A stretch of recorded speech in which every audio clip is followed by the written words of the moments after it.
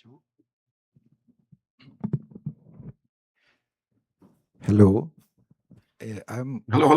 Vijay, I'm going to introduce very quickly and then give you the floor, okay? Okay, thank you. So good morning, everyone. Before we begin, I would like to inform that due to an unforeseen circumstance, Professor Vijay Krishna is unfortunately unable to join us in person today. We are, however, delighted that he has been able to connect remotely so that he can still deliver his lecture. It's a great honor to welcome Professor Vijay Krishna. He is a distinguished professor of economics at Penn State University and one of the world's leading scholars in game theory and auction theory. His fundamental contributions to auction theory have had a lasting influence on economics, and his book, Auction Theory, has become the standard reference for researchers and graduate students around the world.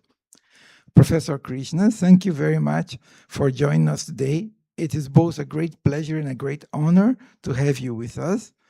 And we very much look forward to your lecture.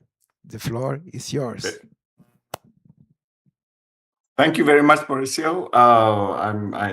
As Mauricio said, I was planning to be there in person, but due to some unfortunate circumstances, I couldn't make it. And I'm very happy that the organizers agreed to let me give this lecture remotely. I couldn't come. Very good. So as the screen said, this is joint work with Yu Awaya and Edward Yu Awaya, who's at the University of Tokyo, and Edward Osipov, who's a student at Penn State. And as most of you will know, there's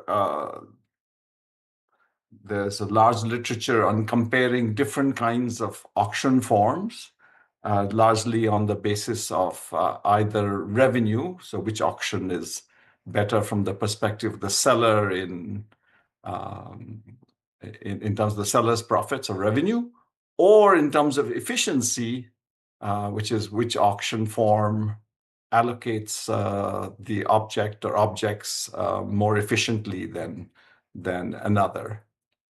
In this paper, we try to introduce another kind of, we compare auction forms on another basis. And this will be, as the title says, this is the informational content of the auction prices, and the problem will become clear as I proceed. So let me start with a simple example. Suppose that a piece of land is being sold by auction, and there is the possibility that there is oil that can be extracted from the land. And this oil, the amount of oil is unknown to everybody. And there's a group of bidders who have done some geological tests or even dug some test wells to assess to get some information about the amount of oil in the land. And we take the perspective of an investor or an outside observer who doesn't have access to these test results. And the only thing that this outside observer, who's not participating in the auction, or you could think of it as, quote, the market, wants to assess the value of the land by looking at the prices at which the land was sold, or the price at which the land was sold. And of course, if this depends on whether, let's say, the land was sold using a first price auction or a second price auction, and that's what we want to compare, which of the two auction formats gives better information to this outside observer. Okay? So let me begin more formally. In general, we will be looking at a situation where of a common value auction. So everybody values the objects the same way. Is there a question? So there are n bidders, and K identical objects are being sold. They all have the same value. And each bidder wants at most 1 unit. So there's unit demand. There's a common value for all the objects, which is lies between 0 and 1. This is just a normalization. And conditional on the realized value, each bidder gets an IID signal, xi, which is distributed according to this conditional distribution, which I will denote by f sub v. And as usual in auction, we're going to suppose that this family of distributions is ordered by likelihood ratio dominance, a property which is called monotone likelihood ratio property. Just means that the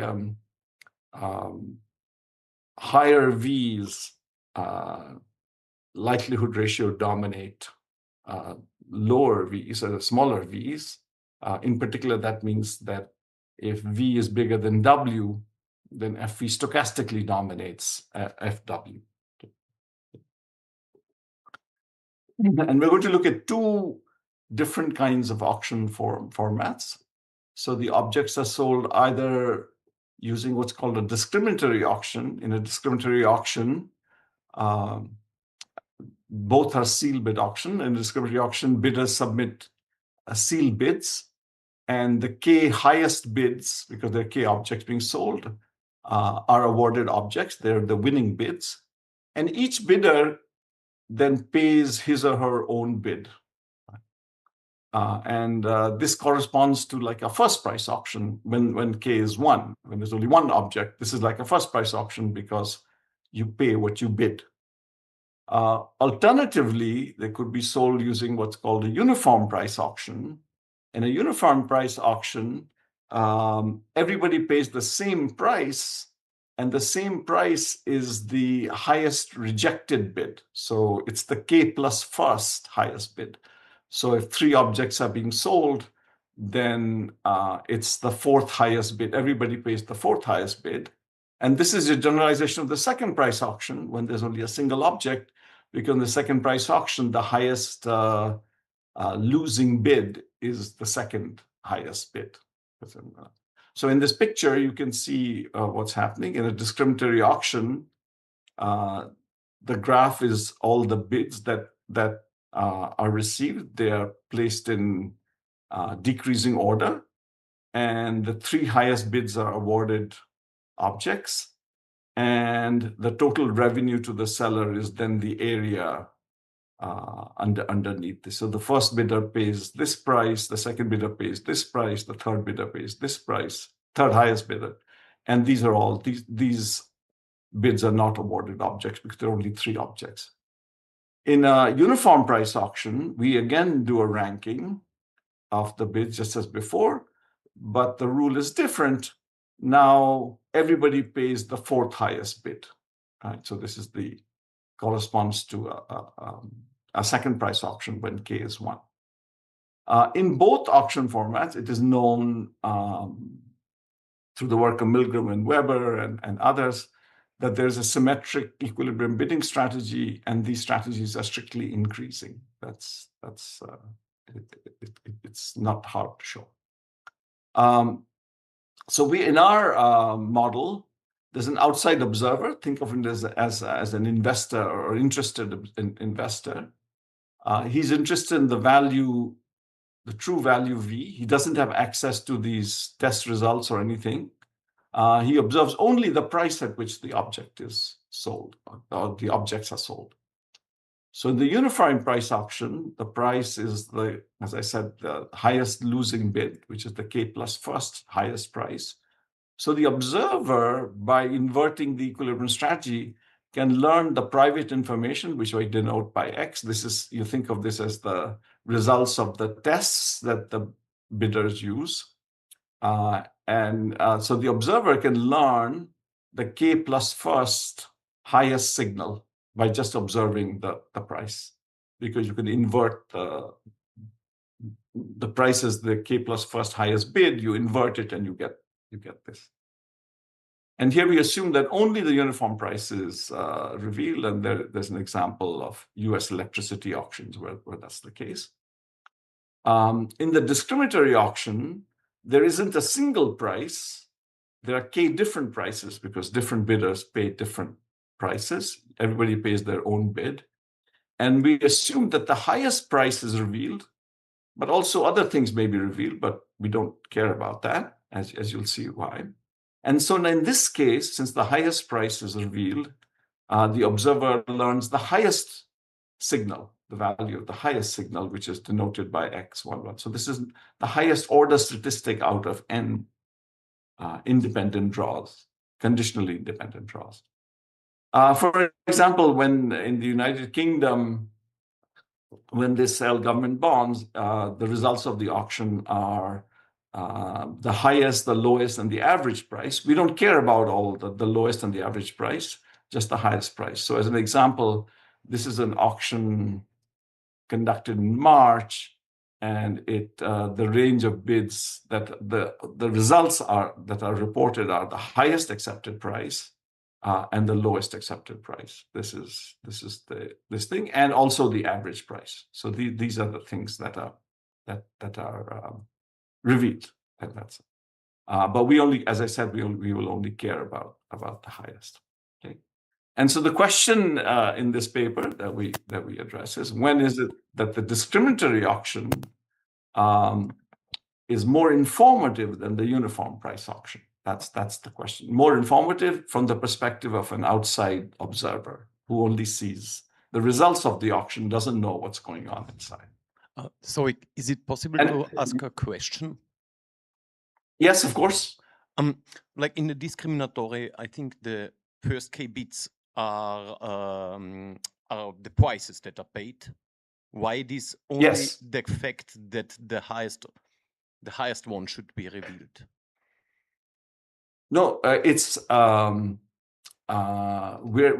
not saying that only that is revealed. So, for instance, this is perfectly fine. We're saying the highest is revealed, and our results will rely only on the properties of the highest. And this is additional information, but since our sufficient conditions will show that even knowing just the highest will be better than the uniform price auction, if you have additional information that will still be in favor of the discriminatory auction.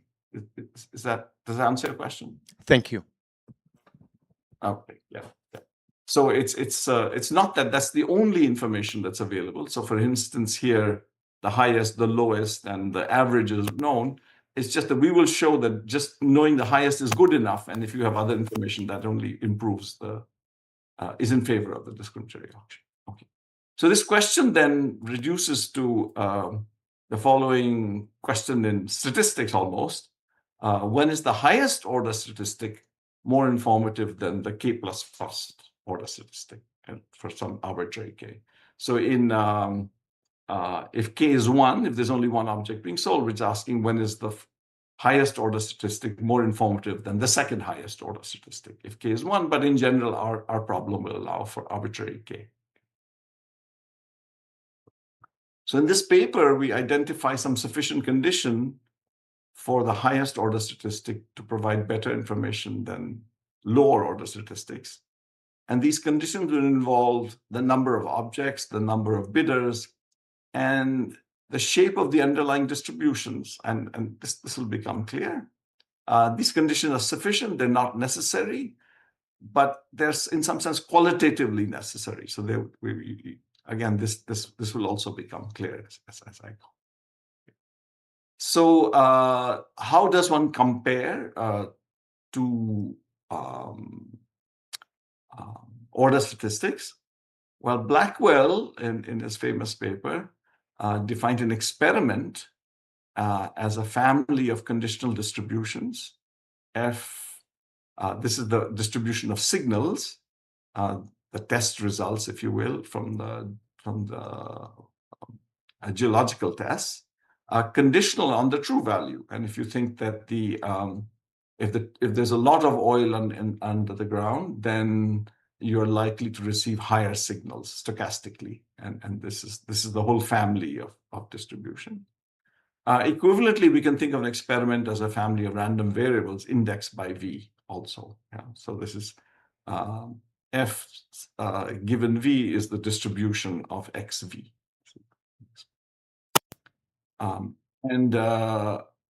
This is the definition of Blackwell. It says we now say that one family of distributions dominates another family of distributions. So this is F sub V family. This is G sub V family. In the sense of Blackwell, if every decision maker, whatever the decision this person has to make, with utility functions would depend on the action this person takes and the true value, which we think of as the unknown state, would rather get information from F rather than G. So if that's the case, in some sense, the ex-ante expected payoff of every decision maker, no matter what this utility function is higher under F than G, then we say that F Blackwell dominates G, or rather Blackwell set them. And this is a very strong condition because it says every decision maker should prefer this thing. So the Blackwell order, where if it's possible to rank two things according to Blackwell order, that's a very strong criterion, but there are very few things which can be compared. So in a amazing paper by Lehman, who was actually a colleague of Blackwell's, gave the following example. Suppose the random variable xv is uniformly distributed on v minus a half, v plus a half. So the interval, there's an interval of length 1, which is sort of the noisy part of the signal. This is the signal given 3. And y is another signal which has a narrower range, v minus 1 over 2a, where a is bigger than 1. So this is certainly true.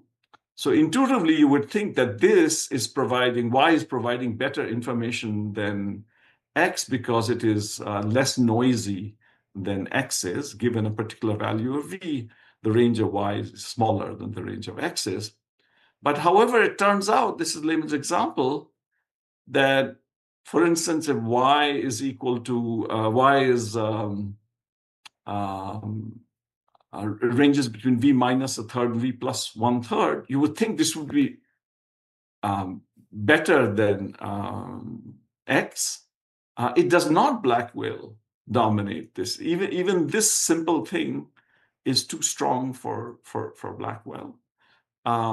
In general, this Blackwell dominates this only if a is an integer. It's a remarkable result. So if it was a fourth, we would be okay, but a third is not okay, a fifth is not okay, a seventh is not okay. It's amazing. So this is just to say that the Blackwell criterion is very strong. So instead, what Lehman proposed was the following weakening of the Blackwell order. He said that suppose f and g satisfy this monotone low likelihood ratio property that I described, that higher v's lead to stochastically higher signals. Then he says that f Lehman dominates g if every decision maker with single crossing payoffs, UAV, prefers f to g. So instead of every decision maker, we change this to every decision maker with single crossing utilities. And this is both MLRP and single crossing utility is fine for, these are standard assumptions that auction models satisfy. And single crossing just means that the optimal action for this decision maker is increasing, is enough to say it's increasing in the value. So higher values means higher actions. So this could be an investor, if the value is high, is willing to invest more, perhaps. That's the kind of preferences that we are thinking of. Okay, so by restricting the preferences that are allowed, we increase the domain over which you can compare f and g. And then Lehman showed that these are equivalent conditions. The family F dominates G in the sense of Lehman if this condition is met, or this is what actually his original definition. And if we take any two signals such that these two are the same, then the slope of f is smaller than the slope of g at x and y separately. Yeah? So if there are any, what this is saying is, if it's ever the case, that's the distribution fv and gv cross at some x and y, they have the same value at x and y, then the slope of f at x is smaller than the slope of g. This is also like a single crossing condition. So so this is a good picture to remember. On the x-axis we have v, the value amount of oil under the ground, and these are two possible signals. So this would be two possible methods. One could be just purely looking at the geological maps or something, and the others are actually doing some test wells. And then we say that f is better than g if whenever they cross, it is the case that this slope is smaller than this slope. Notice that because of the monotone likelihood ratio property, these functions are decreasing values of v because you get stochastic dominance. And so f is smaller, and so they have negative slope, and this is saying that this slope, negative slope, is steeper than this slope. This is layman's condition. Okay. All right, and the third one can be rewritten in this form. This third condition is equivalent to this condition. It's not hard to see, and that's okay. So what we are going to, so before we begin to do the formal thing, suppose there's a family that satisfies this monotone likelihood ratio property. So let F1V denote the distribution of the highest order statistic, and Fk plus 1 denote the distribution of the k plus first order statistic. And it turns out it's very easy to show that if this satisfies the monotone likelihood properties, then these two properties, these two families, inherit that property as well. And what we will do in this paper is to compare this to this in the sense of layman. Blackwell order is too strong, it doesn't lead to any comparison, but we'll show that we'll use this weaker notion using single crossing that actually allows us to compare this to this.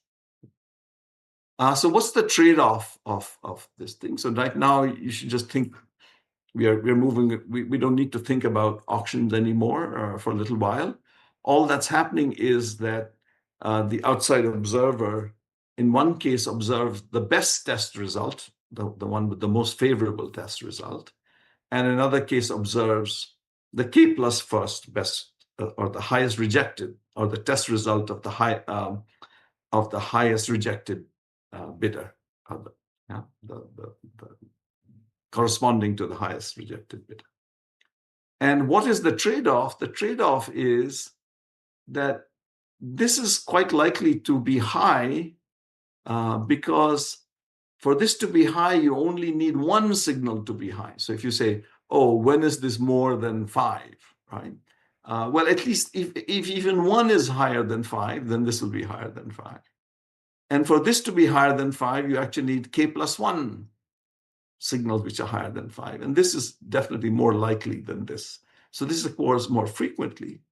On the other hand, you learn more from this because when this is high, you need that k plus 1 signals are high. So this being high is more indicative that the value is high than just one signal being high. And the opposite is true for low. So this is the sort of trade-off between the two. This occurs more frequently, but these are more informative in some sense. This being high is more informative. Yeah. So this says 5 test results were favorable. This only one test result is favorable. So this is of course more informative. Okay, and so we will examine how this trade-off between the two effects plays out. And so in the rest of the talk, first I will consider 2 semi-parametric family called scale and location family. This is standard terminology in statistics, and I'll explain what this is. And we will show that the low-order statistics can never Lehman dominate the highest order statistic. And then we would provide sufficient conditions for this to be true. So either this dominates this or they cannot be compared. It's never the case that the lower order statistics Lehman dominate the high order statistic. And then we will consider the general problem. This is some semi-parametric thing, so you can see them in it. And we provide sufficient conditions for this to be true. And we'll show that these the key features, qualitative features, those sufficient conditions are also necessary. And then I'll relate this work to other, if we have time, to other work in this area. So what's a scale family of distributions? These are distributions where so this is the true value, and then there's some noise, this term, and this is the signal. So we're looking at situations where the signal is the noise times an error. So this is like a multiplicative error. And Z has some distribution like this. So a scale family means that more formally, this is a family of distributions if there's a single parent distribution such that the distribution conditional on V is just a scaled version of this parent distribution. So the higher the value V, the lower this will be, and that's the MLRP property satisfied. So you get stochastic dominance here. And we'll suppose that 0 is just a mass point at 0. So conditional, if there's no oil, then this is just a mass point at 0. So in a scale family, the lower support of F is 0. F is the parent distribution. This generates the whole family. There's a single distribution. This makes it easier to understand because then we only need to look at properties of this rather than properties of the whole family. And this is a scale family. There's this thing. And the upper support is 1. This is just a normalization. And what this means is that as V changes, the support of the signals changes. The support of the signals is, so given a certain amount of oil, V, the signals are between 0 and V. So if there's more oil, there are high signals that are that emerge, but cannot emerge when there's a small amount of oil. So the test result, there are test results, test estimates, which come with high amounts of oil, which cannot come from low amounts of oil. So this is just this thing, property, this thing. And so this is just an example of scale distributions. This is the parent distribution. Everything else is a scaled version of this. The one to the extreme right is the parent distribution. Everything else is a scaled version of that. It's for smaller values of V. And the first proposition, as I said, is that if you're in a scale family, then it can never be the case that lower order lower order statistics can Lehman dominate high order statistics. And that's a simple argument because the Lehman dominance can be stated in terms of decision makers and what they prefer. This is just, in the interest of time, I might skip this, but this is just an example of one decision maker who would prefer the high order statistic than the lower order statistics. And since Lehman requires every decision maker to prefer this, then that cannot happen. So we've argued that in scale families, the low order statistic can never dominate the high order statistic. And this is the first result, which says that in scale families, so scale families are generated by a single scaled version of the same distribution, then the high order statistic, Lehman dominates the low order statistic. If this condition is met, So this is the sufficient condition. And so what are the components of this sufficient condition? K is the number of objects, N is the number of bidders. So this ratio is roughly the supply to demand, if you will, the supply to demand ratio. So K is always smaller than this. So this number is always smaller than 1. As long as this is bigger than this right-hand side, and what is this rho? Rho is just this quantity. So F is the density of F. The little f is the density of the distribution. And this is just an elasticity of F. If you just, this is the derivative of the log of F to the log of Z. The d log F divided d log F, d log Z is the elasticity of F. And this elasticity, as we'll explain, is a measure of informativeness. And rho 0, remember that F has a support 0 to 1. So these are the two.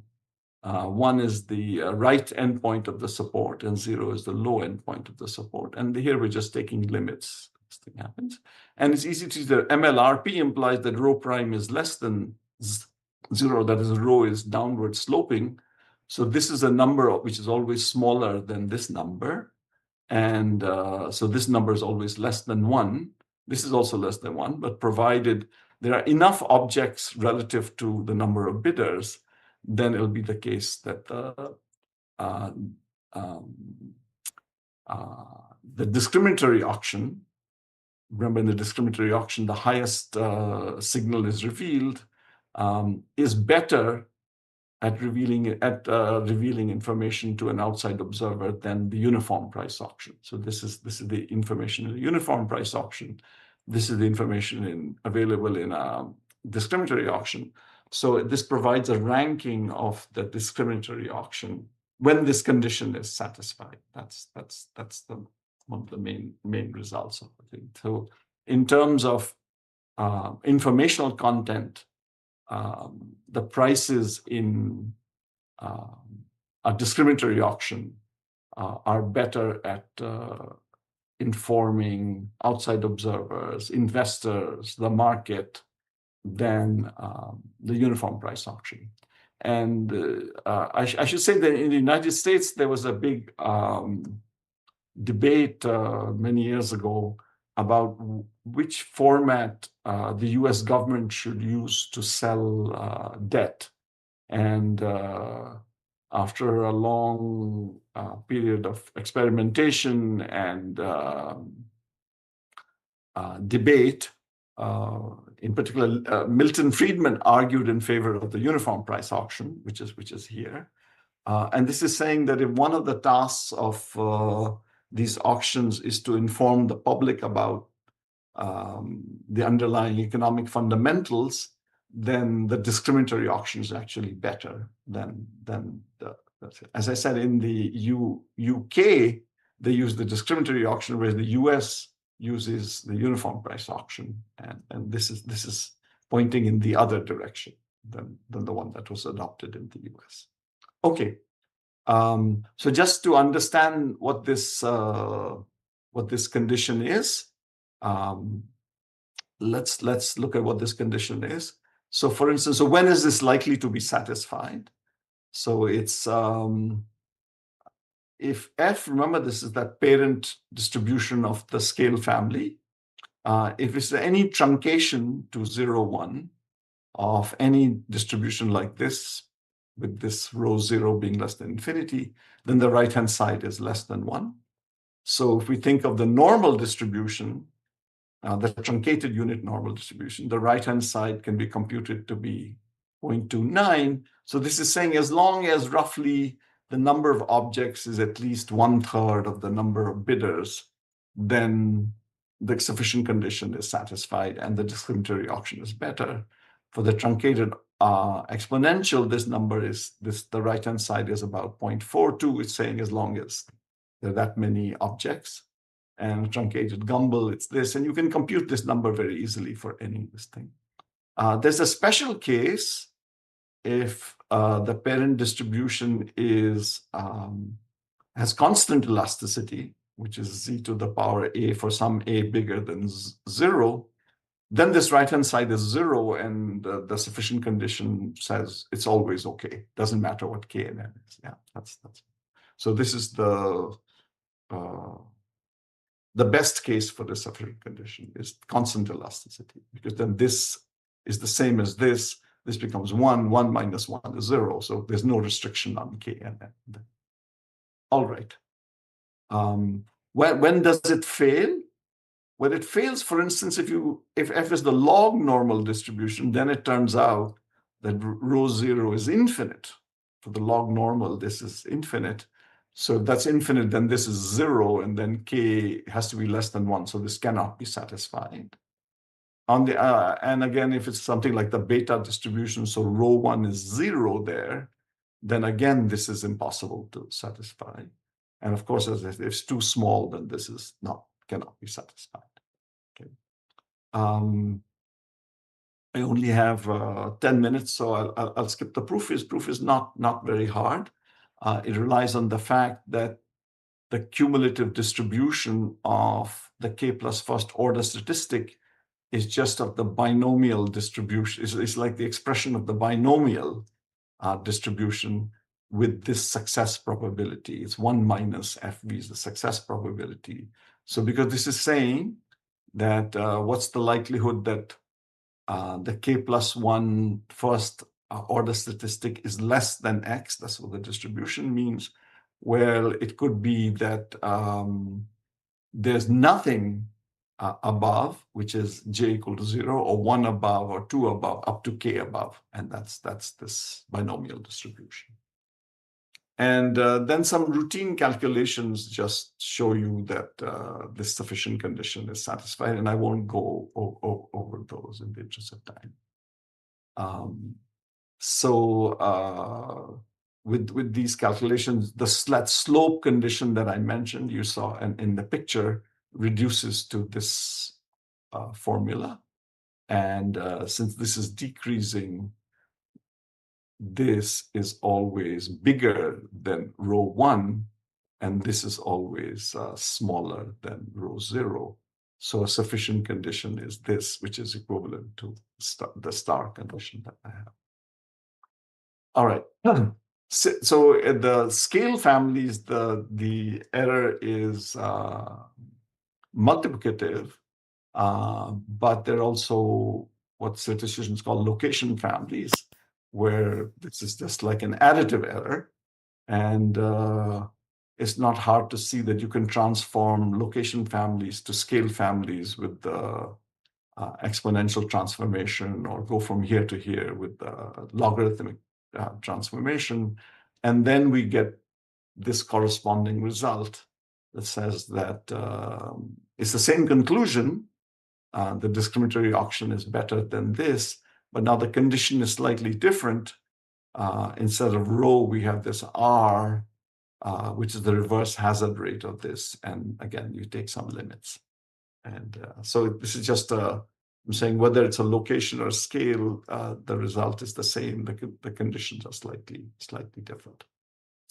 Now I just want to briefly indicate what happens for arbitrary family of distributions.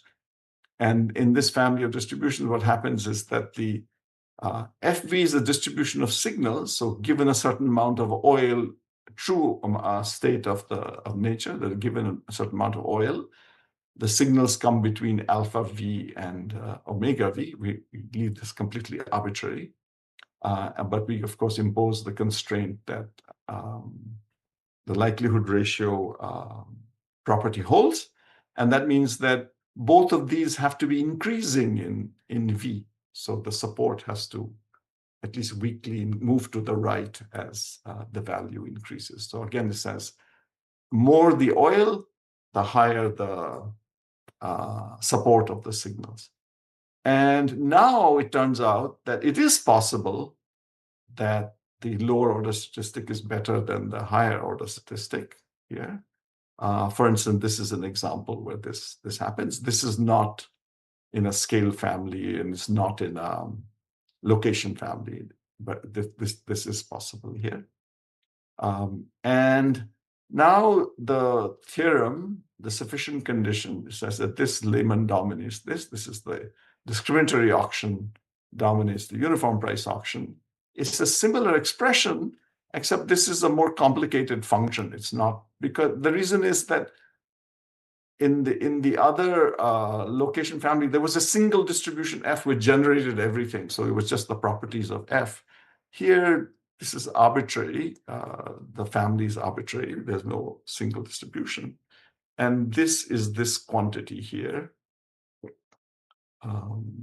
which is just the derivative of the log of this, which is, this is known as, so first I want to say, here's an example of a family which is neither location nor scale.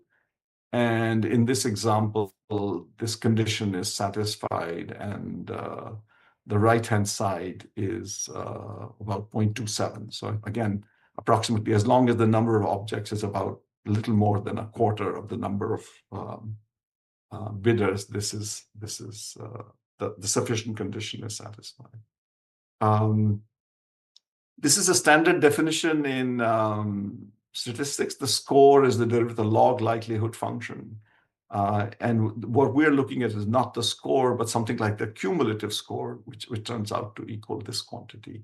And it's a measure of informativeness. So it's really saying the informativeness of high signals versus the informative of low signal. Recall the support is between alpha V and omega V. And so this is the informativeness of high signals. This is the informativeness of low signals. And that's the trade-off. And again, you can understand this condition. So if this is positive, then this is infinity. So that doesn't make, so that means that the lower support has to stay constant. It cannot move to the right. Recall that MLRP says it cannot decrease. So it's either constant or increasing, and it cannot increase. And this must increase. Otherwise, again, the sufficient condition cannot be satisfied. And now it turns out that all these things that we found here actually turn out to be necessary as well. So if this is bigger than 0 for some V, then this cannot Lehman dominate this. So if you want, so the result that the discriminatory auction is better than the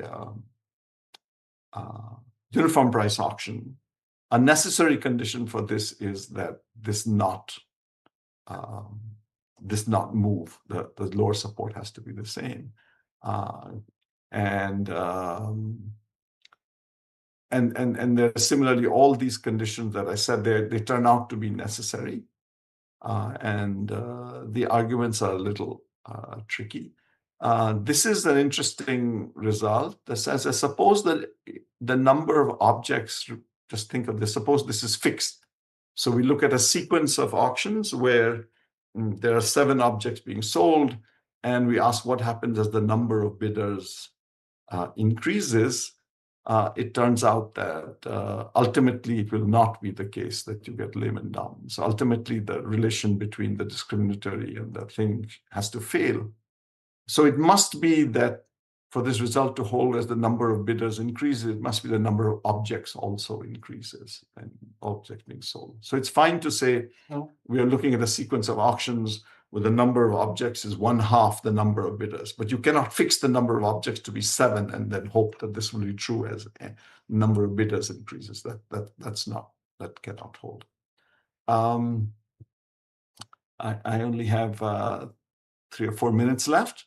So let me say, ultimately, what we did was we reduced this problem to a problem of the informativeness of different order statistics out of a sample of n.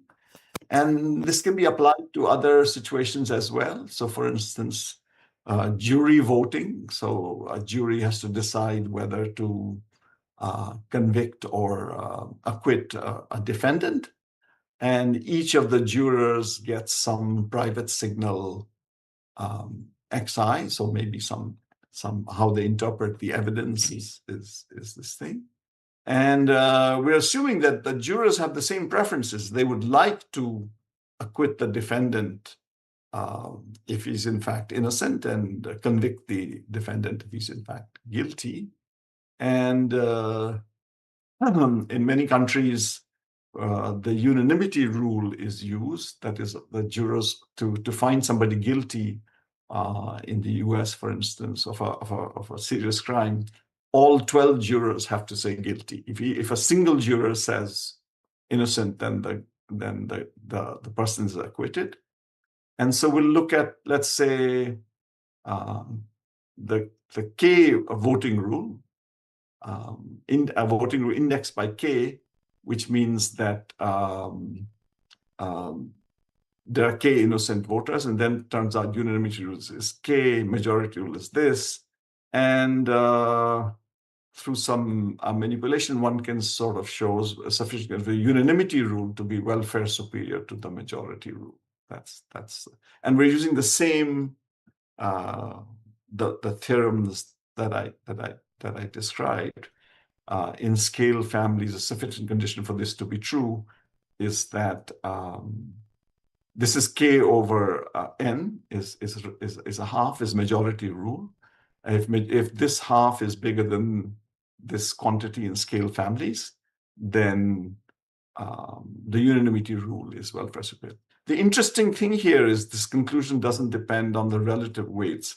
So it could be that the jurors feel that convicting an innocent person is much worse than acquitting a guilty person, right? Or it could be the other way around, something. And how you weigh this doesn't affect whether the unanimity rule is good. You might think that if you really, if the cost of convicting an innocent is very high, then of course the unanimity rule will be better. But it doesn't rely on this fact. It just relies on this, the shape of the distributions and things like that. Similarly, one might be interested in a question that says, there's a class and all the students in the class take a test. And when is the maximum test score in the class a better indicator of the class quality? Let's say the median test score. That also reduces to this inequality in this thing. This half is the median, K over N is the median. And again, this quantity is this thing. All right, so I have no time to relate it to the literature. It's related to work on information aggregation, which is, but our conditions are completely different from those. So let me stop here, and if there are any questions, I'll be happy to answer them if we have any time. Thank you. Thank you very much, Vijay. We have time for a few questions, very few. You have a question? Well, my question is, in auctions, we usually don't get only one signal. So do you have any results that extend to multiple signals? For instance, do the first and the second order statistics together dominate the third and the fourth? Or even a little bit more complicated, does the first order statistic dominates the second and the third? So one thing that is true is that if we go back to this condition, so for instance, this is one of the sufficient conditions. So obviously here, if there's a K and an N, so suppose it is the case that the highest order statistic, layman, dominates the third order statistic. So for instance, K is 2. Right? Then it'll also dominate all other lower order statistics, right? So that is certainly correct, just from here, because if this condition is met, then if I increase K, that condition will also be, this condition will continue to be met.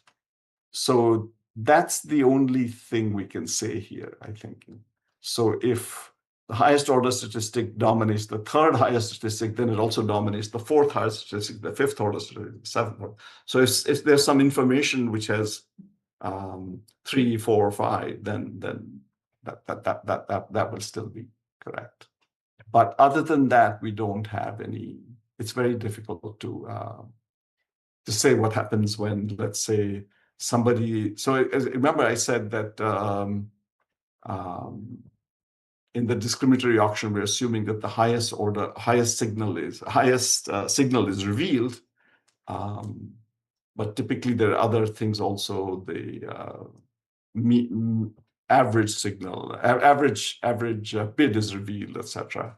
And we don't know what those conditions are. It's hard to, median it may be possible to do, but mean is very hard here. I hope I answered your question. Thank you very much, Vijay. Just letting people here know that there is another session starting, mini course in the other auditorium. Those who wish to attend, feel free to go. But those who wish to continue, we may, if it's okay by you, ask a few more questions. Yes, absolutely, absolutely. Right. Yeah. Thanks for this talk. One reason that in practice it might be difficult to learn information from the discriminatory price auction is, like you mentioned, it requires inverting the bids to try to back out the original signal. I was wondering if that affects your interpretation of comparing the two auction formats, like if this inversion sort of in practice might make it more difficult to obtain information in the discriminatory auction. Well, both auctions have monotone equilibria, strictly monotone equilibria. So we are assuming that the outside observer can use the equilibrium strategies to invert those. I don't know in what sense it's simpler to invert the equilibrium strategy in the discriminatory auction as compared to the equilibrium strategy in the uniform price auction. I don't know what that would mean, that it's simpler to invert one rather than the other. I think both can be inverted. They're strictly increasing, but is that the nature of your question, that it might be easier for the uniform to invert the uniform price?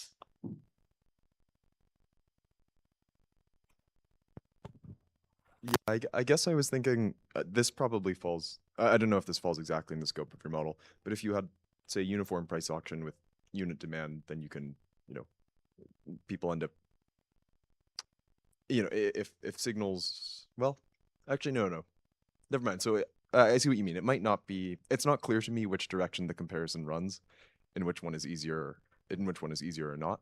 I guess sort of in practice, I imagine that could be a difficulty for both formats. Yeah. Sure, absolutely. I think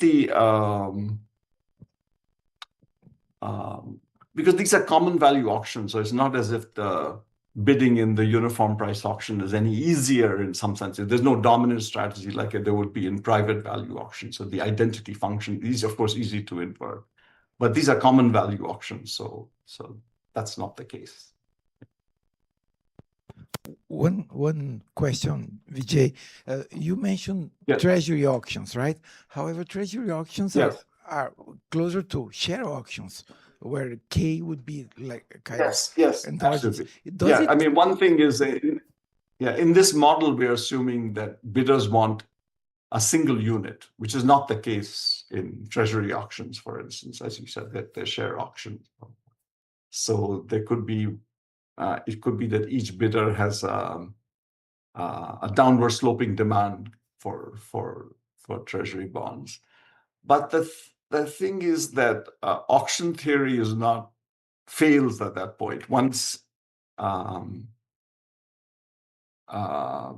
bidders could demand more than one unit, we have no idea what the equilibrium looks like, or whether there is even an equilibrium. We just don't know how to. That's true. Find it or compute it or even show that there is an equilibrium. Thank you. You have a question? No? Okay. Then I thank you very much. Thank you, everyone who is here. Thank you, Mauricio. Thank you. Yeah, thank you. We hope you come here in person very soon. Yes, I will. It just didn't work out. Thank you very much. Thank you. Bye. Bye.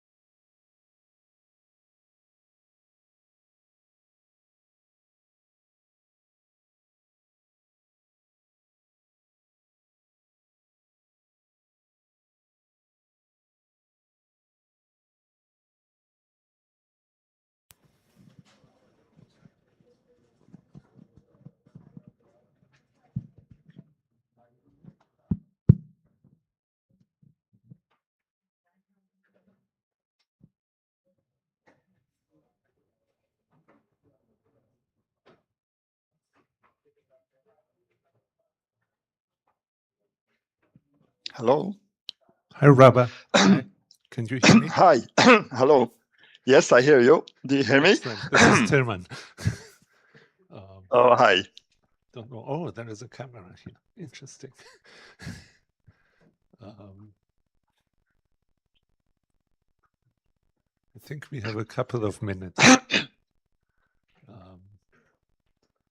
Okay. Earlier, I could. Should I share slides already? No, Share why don't we for a screen? moment see you, so that people know who is speaking. Oh, you don't see me? We do. We do. We do. Okay. Yes. Why don't you start sharing slides? Okay. That's already very interesting. Join.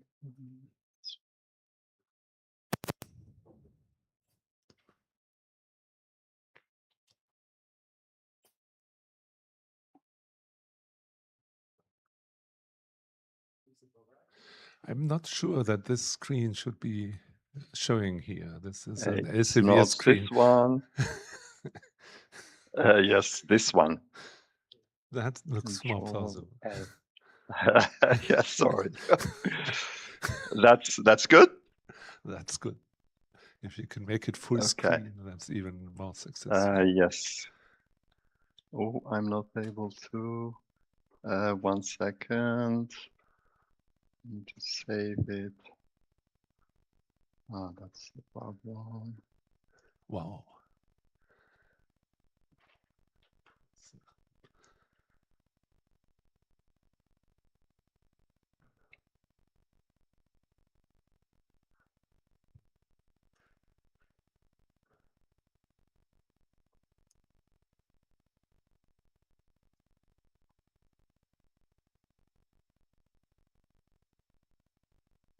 How about now? It's very good, I think. Is it good? Okay. Let me try more even. Control. Oh yeah. I think that's it. Excellent. Then let's start. Sorry? Okay. Yes. Excellent. Thank you. So we're going to hear Rabba Amir on the comparative statics of equilibrium points. Okay, thank you, Tilman. So let me start by apologizing for not being able to be there and catch up with everybody at this great conference. I'd like to thank Marilda for organizing it, putting it together, doing all this work, and unfortunately I'll have to miss it, for which I apologize again. So what I'll be presenting today is a method for doing comparative statics of equilibrium points. I'll be spending quite some time to tell you how applicable or how much motivated by economic applications this is, and be comparing Nash equilibria for parametric families of games. So as the parameter changes, when can we be sure that Nash equilibria increase or decrease in that parameter? And then it turns out the methodology compares just two distinct games, but it can be directly related to comparing a family of games as the parameter changes. And the reason we frame it as comparing two distinct games is that then the same methodology could be used to compare the Nash equilibria of a game with the Pareto optima of the same game, or similarly, comparing Nash equilibria with Stackelberg equilibria of the same game. So let me just back up 1 second and say this is joint work with David Ritsky, who's at the University of Lancaster in the US, and he's a former student of mine, at my last student from the University of Arizona. All right, so I guess, so I'll be presenting the existing literature, and most of the main result on the topic is by Milgram and Roberts in 1990, and they conduct this exercise of comparing Nash equilibrium actions for games as parameters vary, and they do it for supermodular games. Actually, it's just one section in their big paper on supermodular games in Econometrica 1990. So here we extend the work by looking at whether the methodology we develop can work for other comparisons of other equilibrium outcomes. So again, Nash versus Pareto optima, or Nash equilibria versus Stackelberg equilibria. Stackelberg equilibria being just a subgame perfect, a pure strategy subgame perfect equilibria of two-stage games. And then I'll have some, if time permits, I'll have some conclusive remarks about whether the methodology works when we have non-parametric comparisons, which is actually part of what we do the whole time. So let me just summarize the talk quickly through three or four pictures. That's probably the easiest way to motivate what we're doing. So here's the result of Milgram and Roberts, presented for the case where they're comparing two games. Again, what they compare is a collection of games parameterized by an exogenous parameter, but for the pictures and for our presentations, it's enough to understand what happens with two games.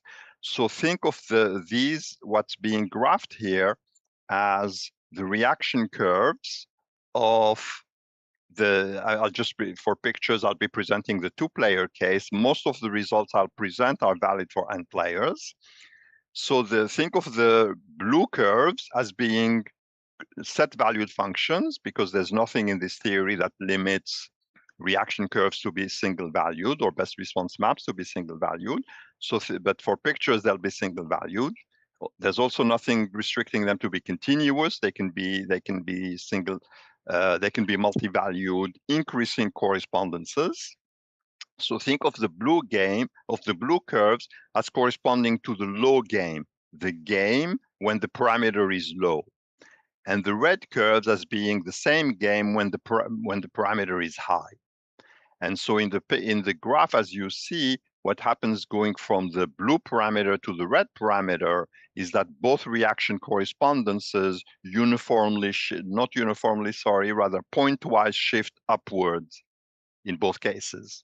In other words, the red curves are pointwise higher than the blue curves. And as a consequence, in this case, the equilibrium point for the low game is here. Do you see my cursor? Yes. Is my cursor visible? Yes. Okay. It is. So then I'll use it. Thank you. So this is the equilibrium for the low parameter game, and this is the equilibrium for the high parameter game. And just from the picture, you can see that both actions are higher both equilibrium actions are higher at E2 than they are at E1. And that's really the theorem of Milgram and Roberts that I'll be covering in more detail later. But basically, what do we need for this picture? We need the two games to both be supermodular, and you can informally think of a game as being supermodular if the reaction curves are increasing. So clearly, all reaction curves here are increasing. So the blue and the red games are both supermodular.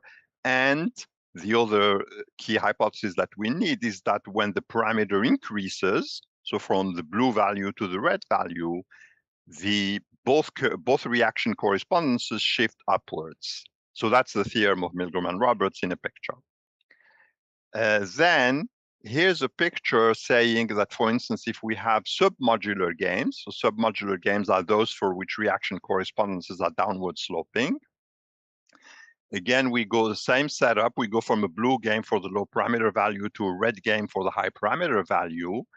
The red curves are upward shifts of the blue curves, and yet as we move from the equilibrium E1 to the equilibrium E2, player 2's action goes up, but player 2's action goes down, and player 1's action goes up.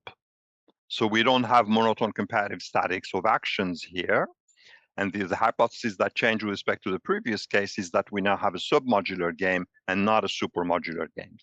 So this tells us generally that upward shifts in reaction curves are not enough to conclude that the equilibrium actions will go up. Here's another submodular game for which the monotone comparative statics works. We go from E1 to E2. So of course, the difference between these two curves is that these curves have shifted by similar amounts, whereas curves here are shifted by asymmetric amounts. I will not have much to say about this case specifically, but we conclude from this that the result is not valid for submodular games.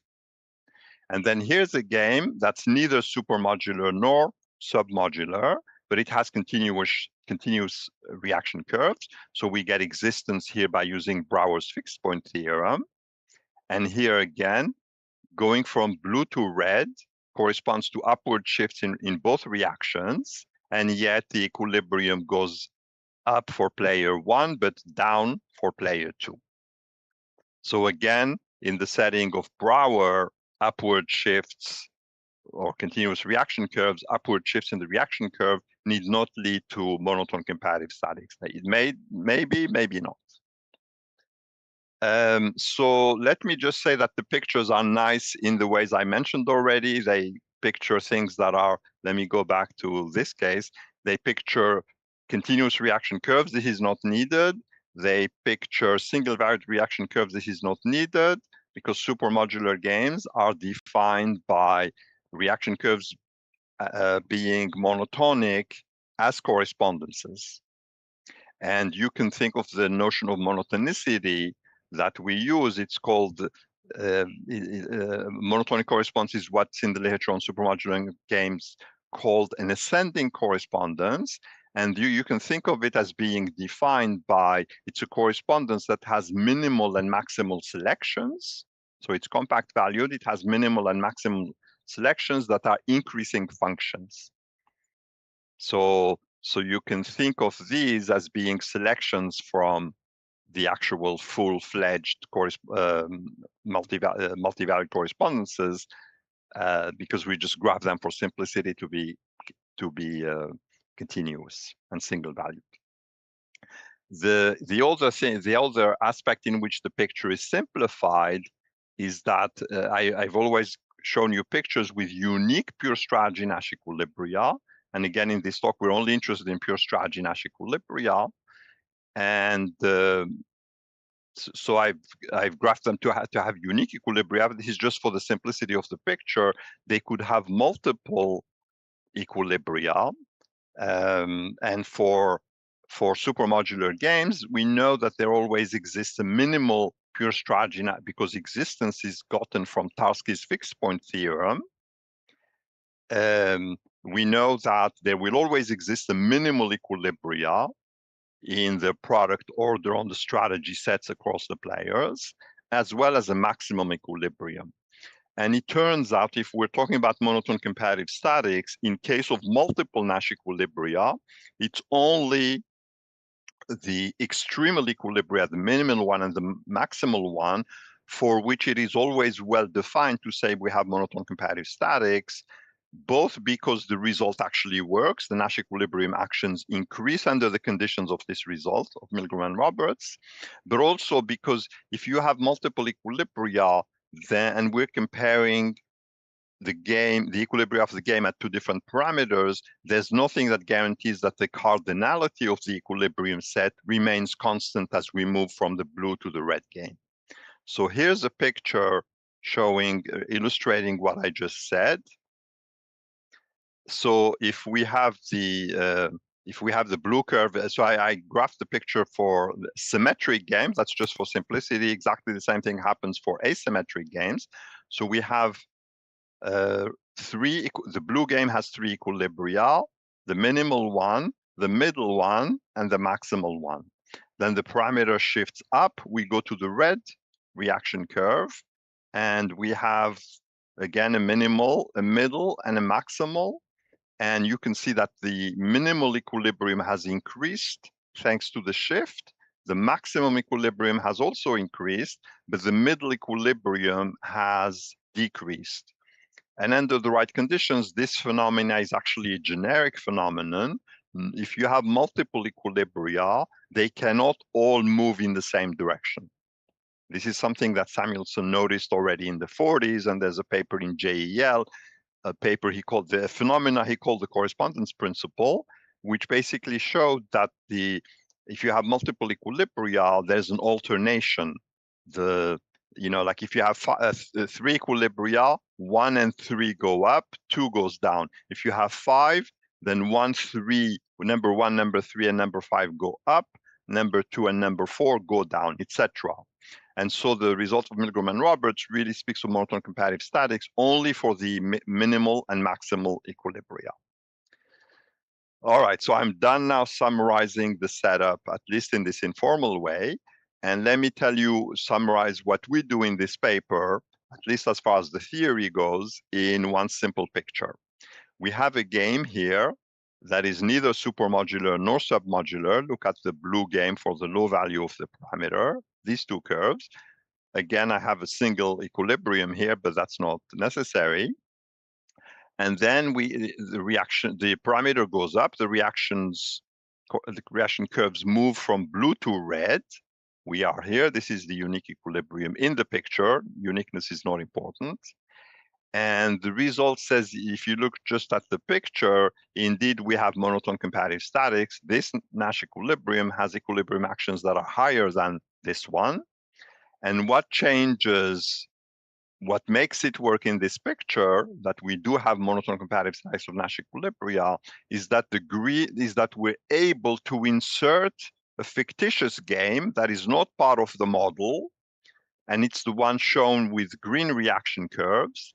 And by the way, they need not be linear. These have to be increasing functions or increasing correspondences, but they need not be, the picture shows them as linear, linearity plays no role.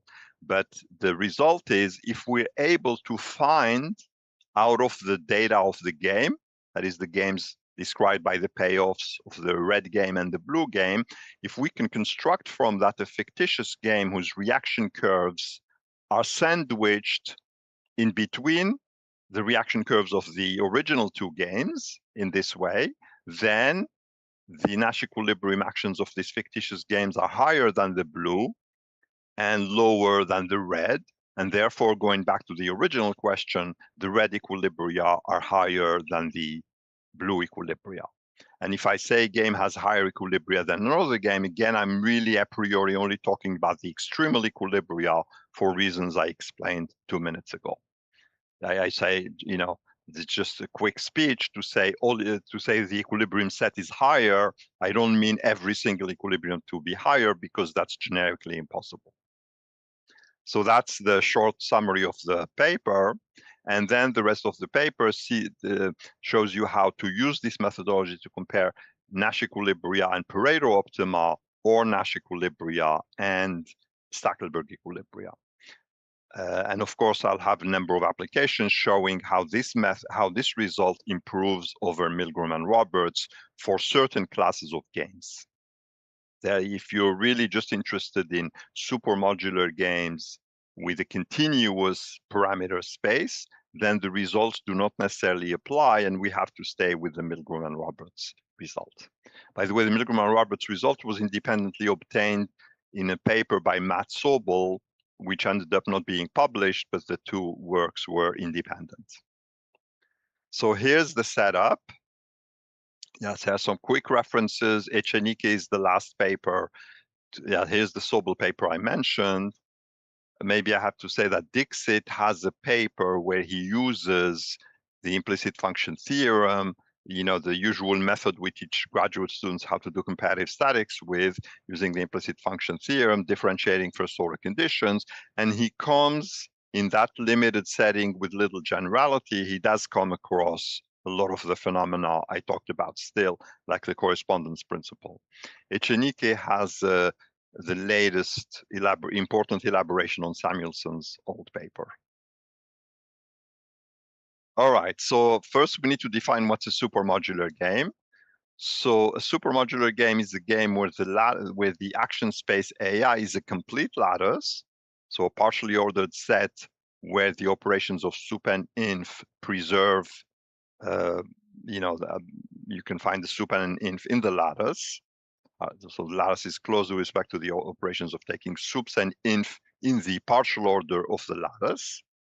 And complete means that it's not just pairs, it's not just sups and infs of pairs of points that are preserved, but of any subset of the lattice. And then this is the payoff function represented in the usual way. Fi is the payoff of player I, whose action vector, if you wish, is AI. And when all the others action vectors is captured by this A minus I, and supermodularity in own action of my payoff means this. So the actions of the others is fixed, it plays no role here.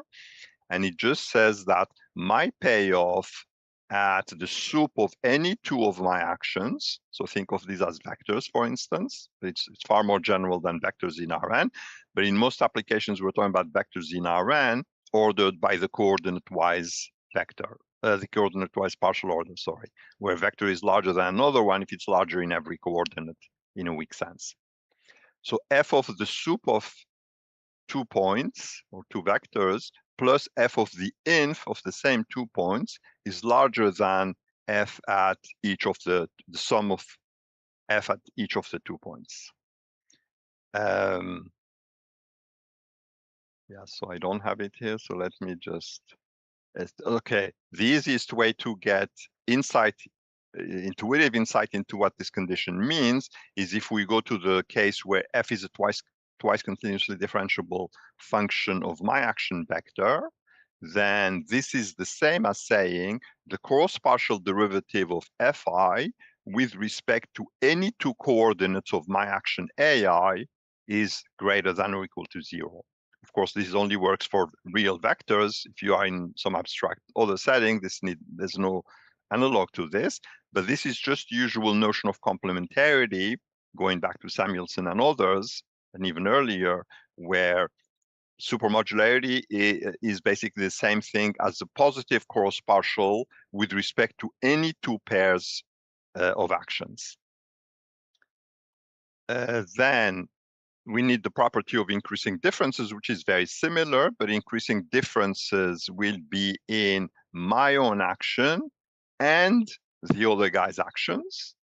And my payoff has increasing differences if in this inequality, the prime variables are larger than the non-prime variables.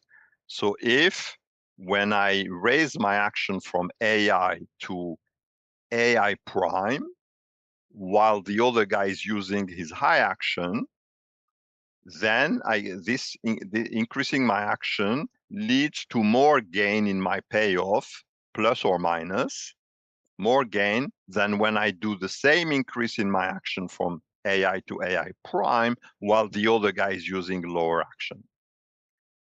So this can be just shown. It's very hard to, unfortunately, graph what this means, both for supermodularity and increasing differences, the way you graph convexity or concavity.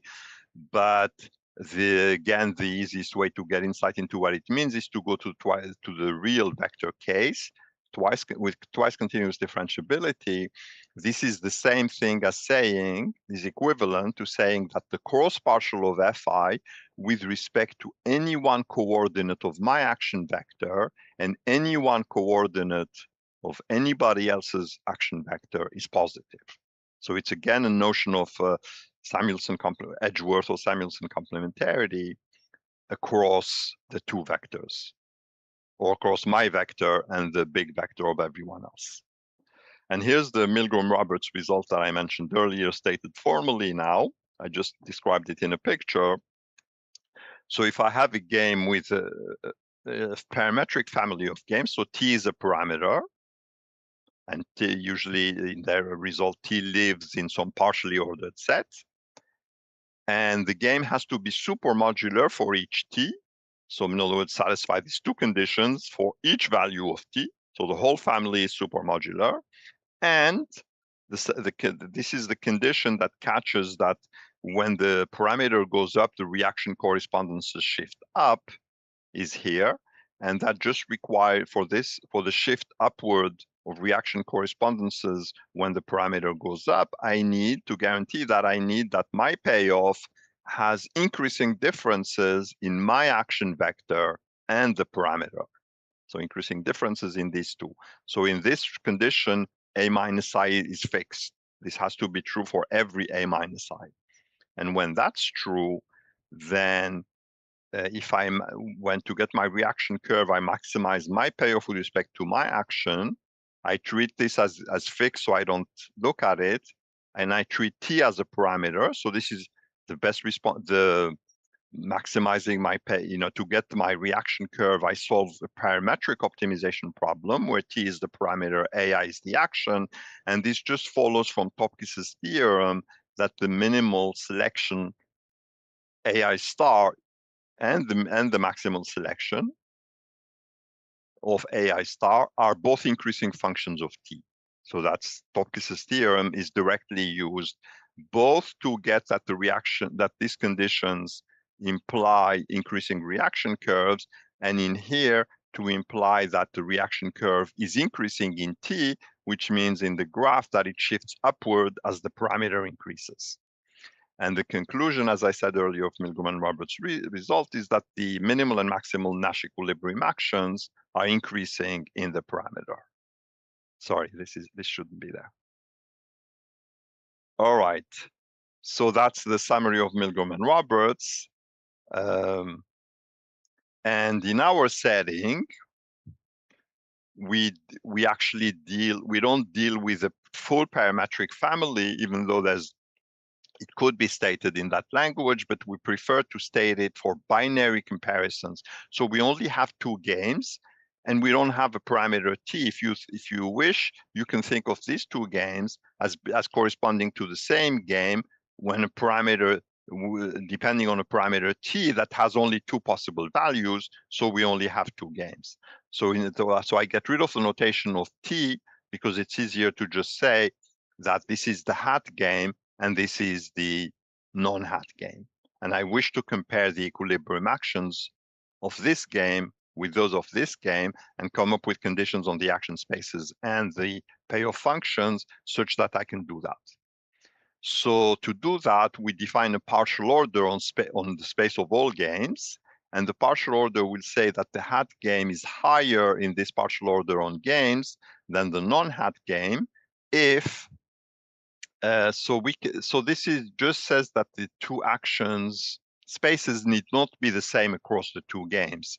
This is the high game should have a higher action space than the low game according to the strong set order. Maybe I'll save some time and not define it here, and we can just think for the talk, this is in the paper, but for the talk we can think of the two games as having the same action spaces as Milgram and Roberts did, and much of the literature has done. So so it's more general here, but I'll ignore that generality because I don't have time to define the strong set order precisely, carefully.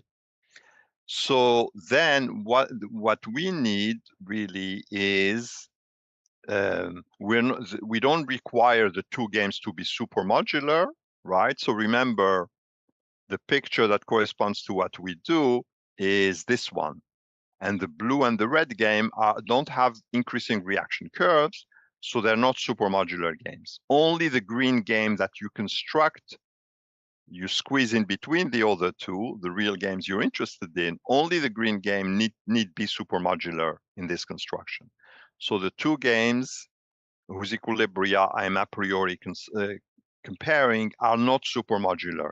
The only condition is this one.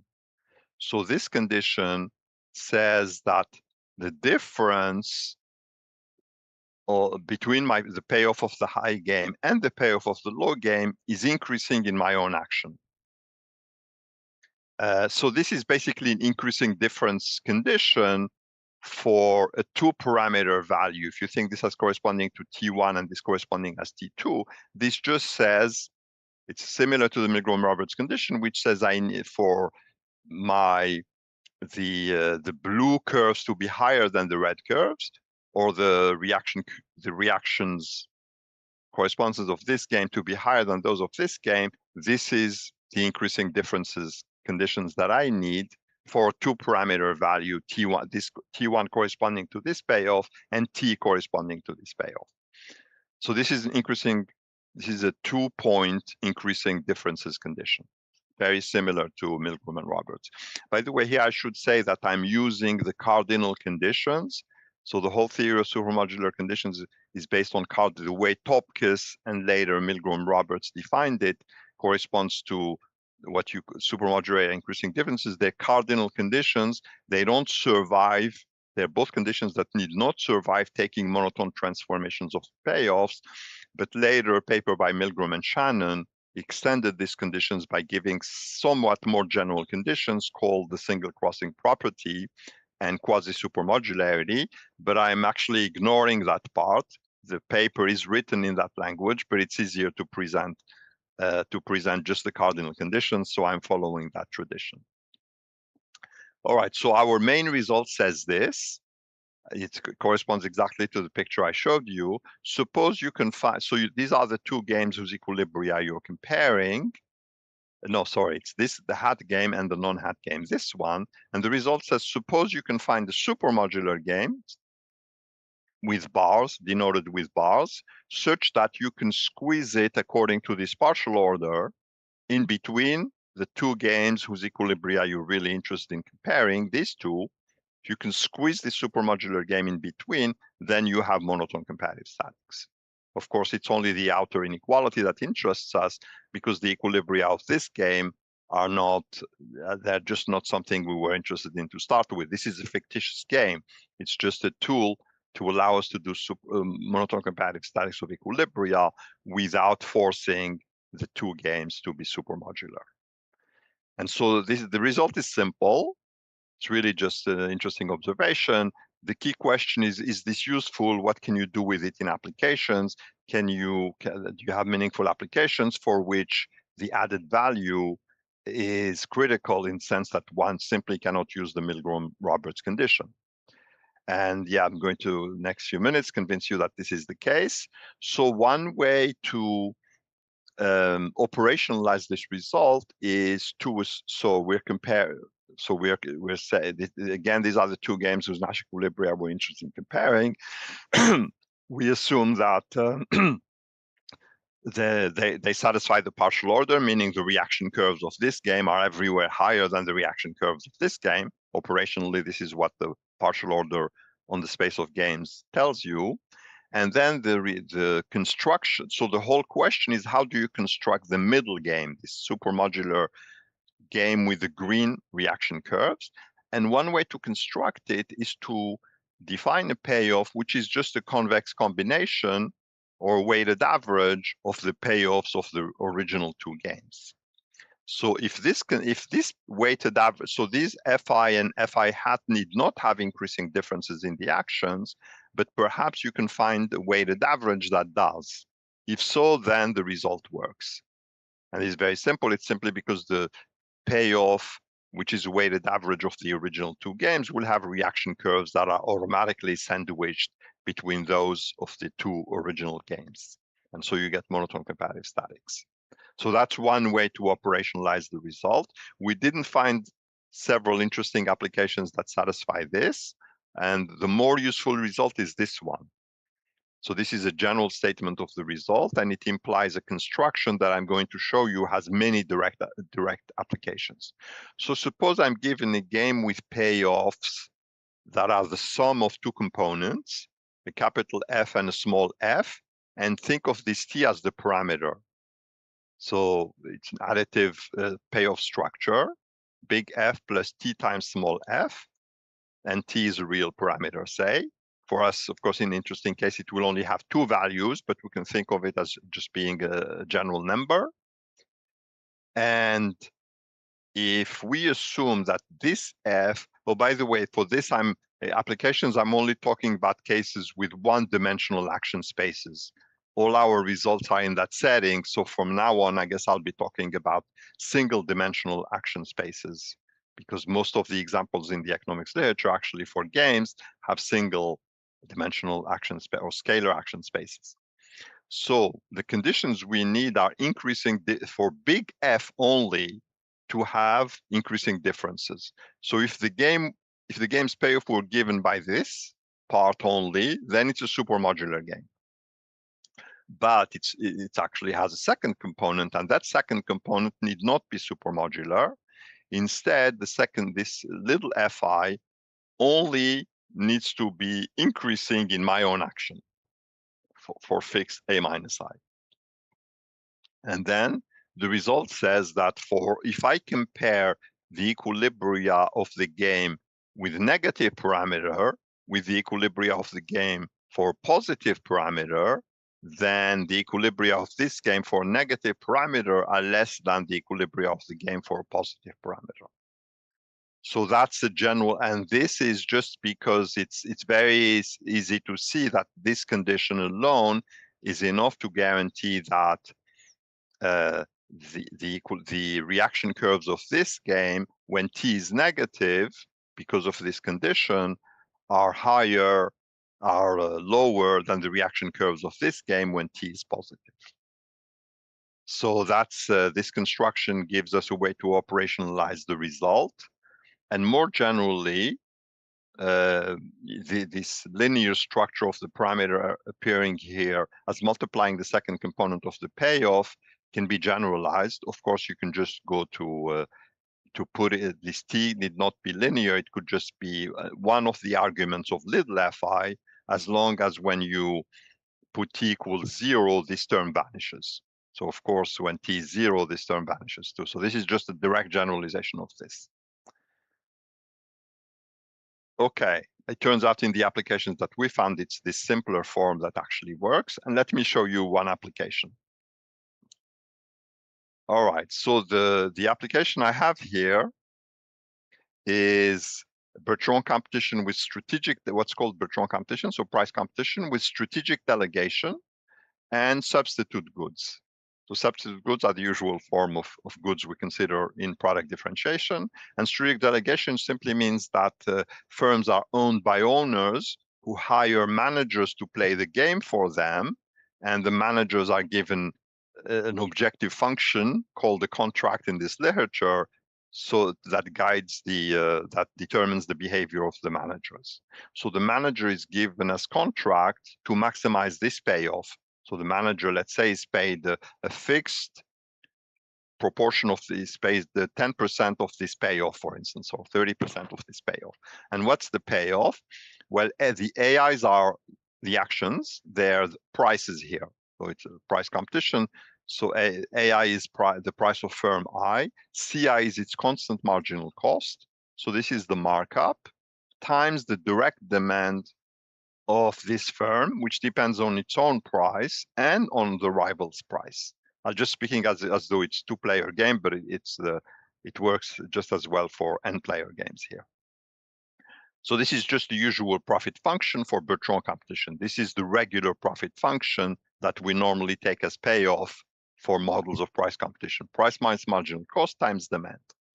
But then, because there's strategic delegation, usually you give the manager a payoff that's different from usual profit maximization. And here it has a second component, the payoff has a second component, which is the market share of firm I. So DI is the demand of firm I, which also is the sales, how many units firm I sells of its product when its price is AI and rival's price is A minus I, divided by the sum of the sales. So this is the market share, by definition, the market share of firm I, and this market share term has a weight T. So firms are often argued to sometimes maximize profit, a weighted average of profit and market share. So if we're trying to go to a result that says that if you compare the equilibria of this game with strategic delegation when t is negative versus the equilibria of the same game when t is positive, then you can do monotone comparative statics, even though this portion of the payoff function is far from being supermodular. That simply does not satisfy the complementarity conditions that define supermodularity. This one, it's easily made to satisfy those conditions, and that's how regular Bertrand competition games have been analyzed all the time, rigorously or through examples. So we need this part, remember the construction from the previous slide, we need this part of the payoff, that's the big F in the previous slide, to have the usual conditions for supermodularity, and that's guaranteed just by taking the cross partial of this component with respect to AI and A minus I, that's the cross partial, and that's positive, you need to assume this is positive so that the game is supermodular when t is 0. When t is 0, this part disappears, so we're talking about supermodularity of only this part. And the conditions, this is in the literature, in a paper by Vives in 1990, that we have a supermodular game if demand satisfies this condition, and it's a very general condition. Almost all the examples we know in the literature satisfy it, not all. And why? Because we have substitute goods, and substitute goods means this is positive, because as the other guys increase their price, I sell more. That's exactly the definition of substitute goods. This term is always positive, so the only restriction this imposes is that the cross derivative of the demand function cannot be very negative. So this condition is very general. And now what we need, according to our result, is just that the second part of the payoff be increasing in my action. So if I raise my, in economic terms, if I raise my action, that should lower market share. And the condition you need for that is this. So if I raise my price, I lose sales. That's just the law of demand. Demand is downward sloping. If I raise my action, I increase, sorry. This says, this is the law of demand. This is negative, and this is positive. The law of demand is this one. I'm sorry. So this is negative, and this is positive because products are substitutes. This is the older guys raising their price. It increases my demand, so this is positive. This is negative. It's the law of demand, how my sales respond to my own price. So this says that this condition says that my demand responds more to my own price changes than to rivals' price changes, and that's quite a general condition. Again, most demands would satisfy this. That market share, therefore market share declines. If you raise your price, you lose market share. That's very intuitive. And then the conclusion is that for all negative values of t, Nash equilibria for all negative values of t versus Nash equilibria for all positive values of t satisfy this.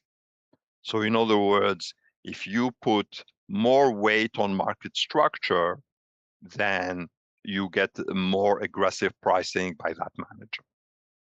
And this result, again, this term, to make this term satisfy the supermodularity condition would be extremely restrictive, so you cannot use the Milgram and Roberts result to arrive at this conclusion. By the way, if there are questions, feel free to interrupt. I'm open to being interrupted, in particular for clarifications. We can also have questions at the end, of course.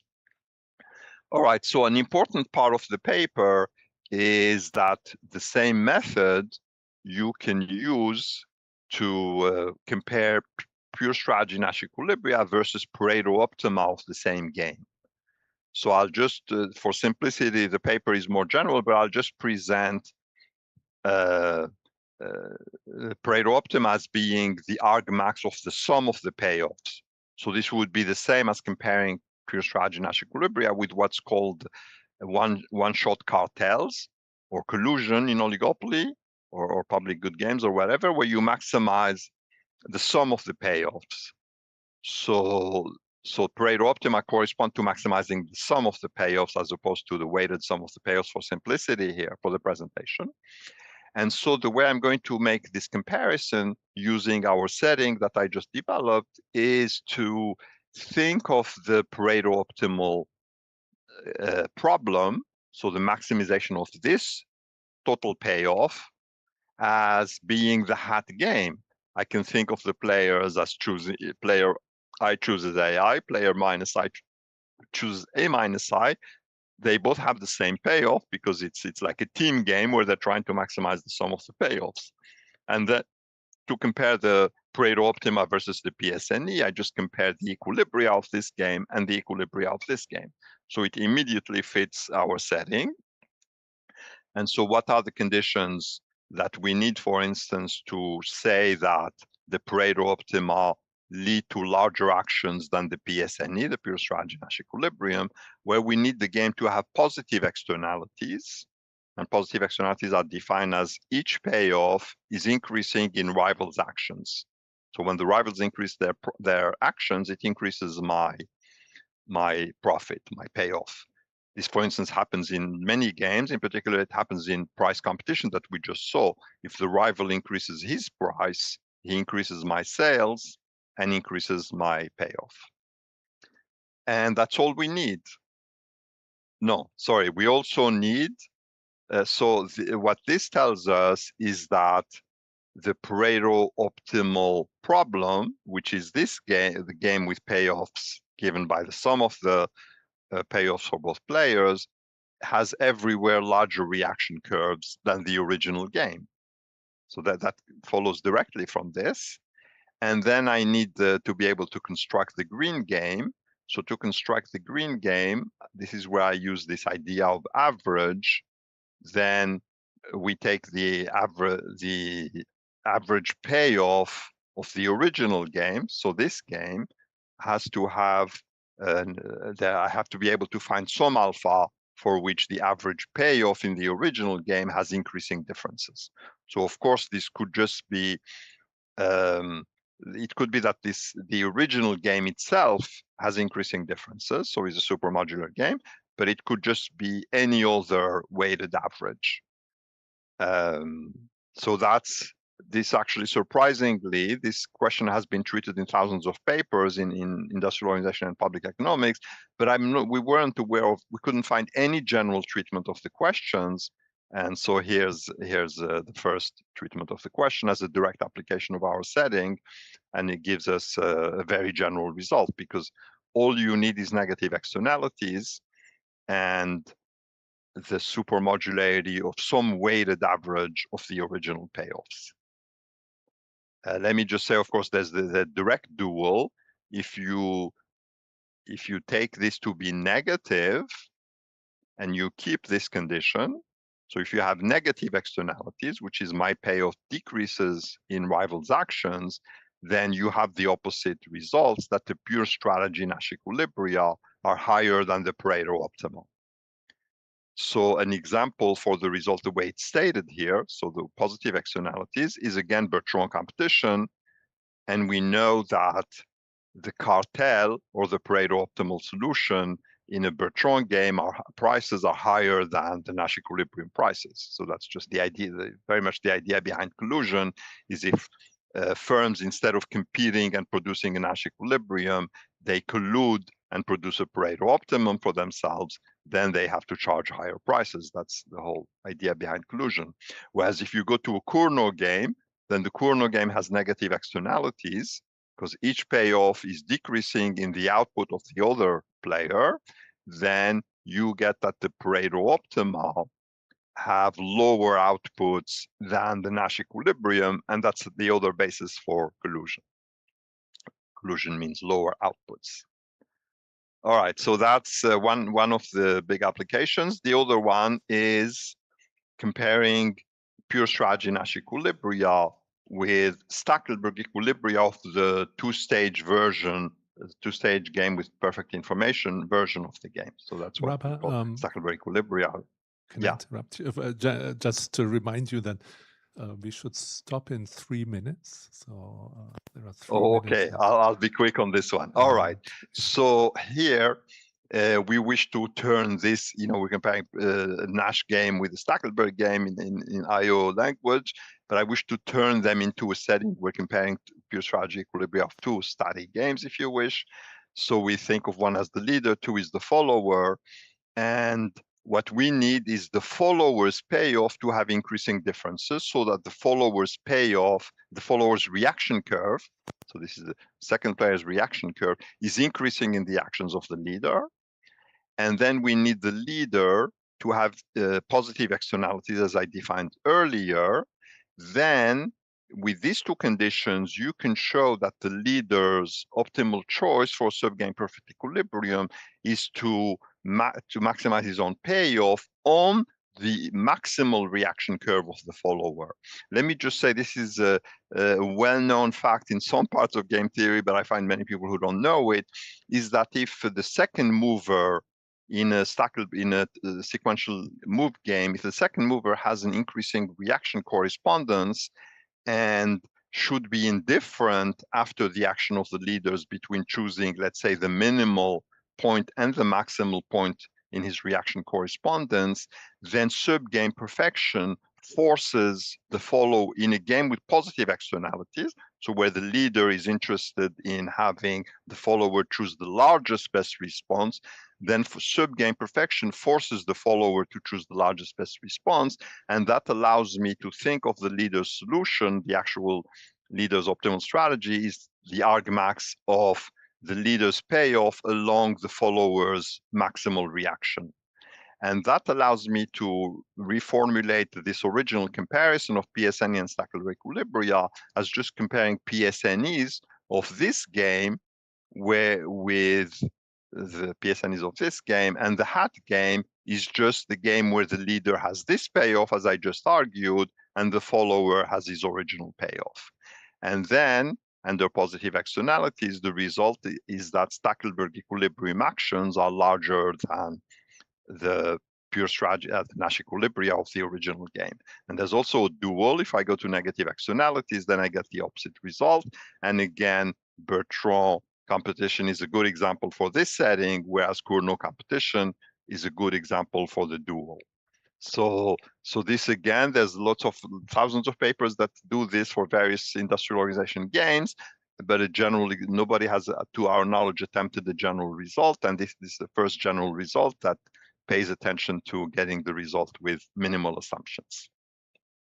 Okay, sorry I ran out of time, but I think I've summarized the main idea here quite clearly. The main idea is this, that under these two conditions, positive externalities and increasing reaction correspondence for the follower, you can formulate the leader's problem as really just maximizing his payoff along the maximal best response of the follower. All right, I'll stop here. Thank you. Thank you very much. That was excellent.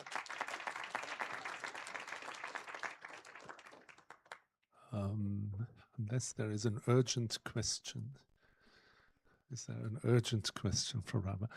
Then let me just thank you very much for your talk, and I hope that you will answer questions on email if there are later questions.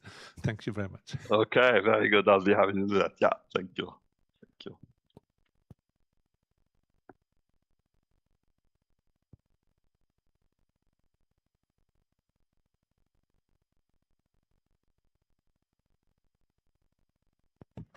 I think we have a coffee break now. You may move.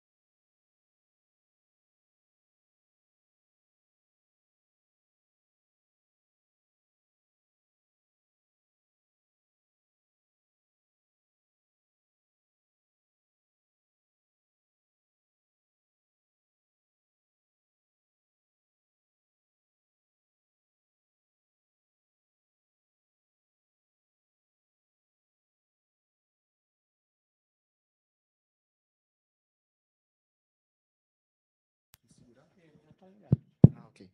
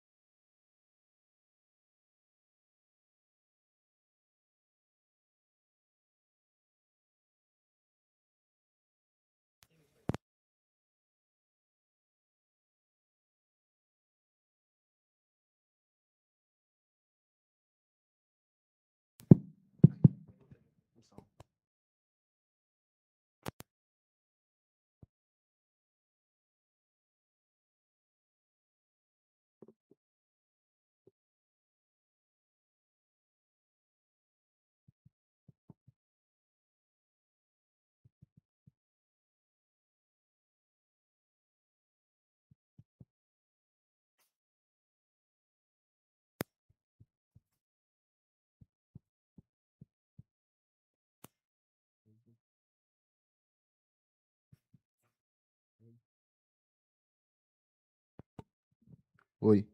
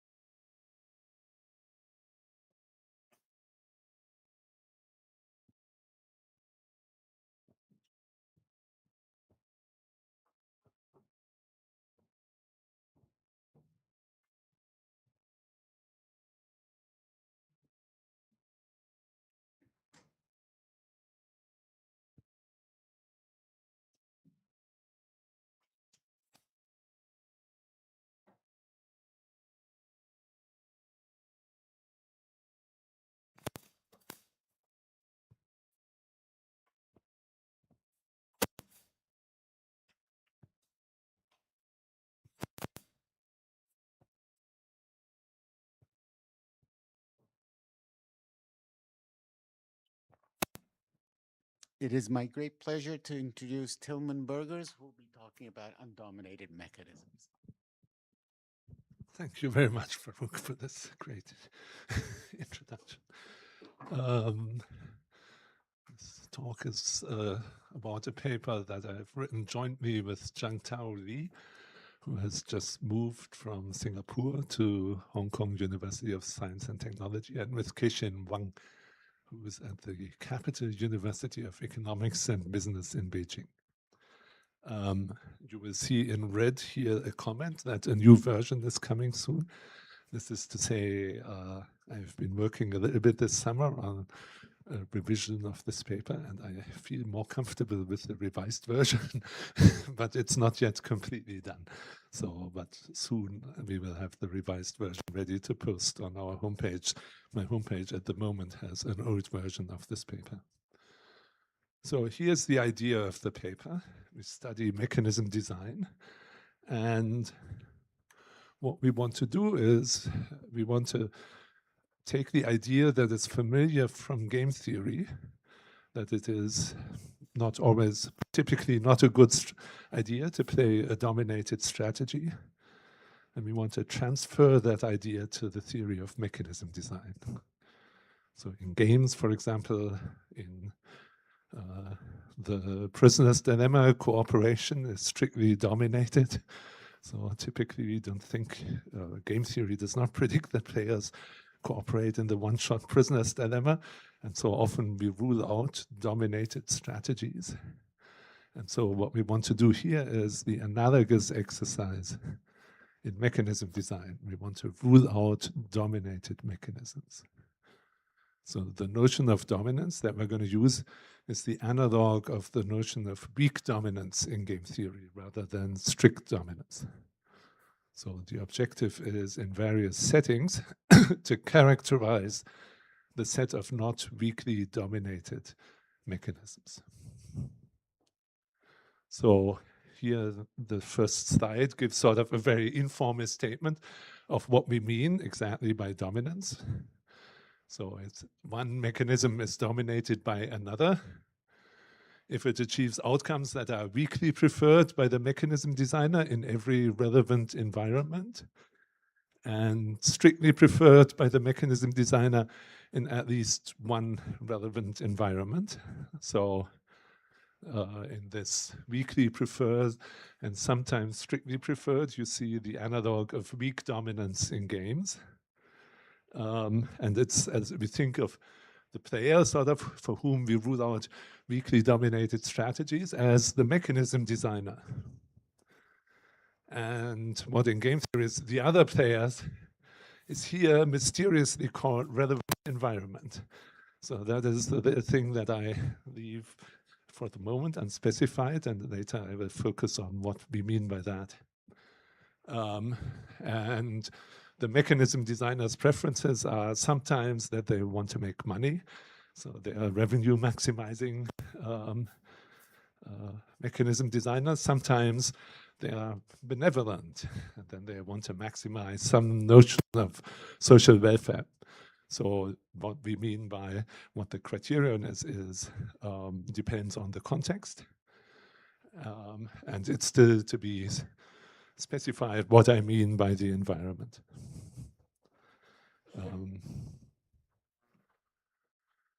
And so we think in particular a mechanism designer is highly uncertain about the environment in which the mechanism will operate, might wish to avoid weakly dominated mechanisms.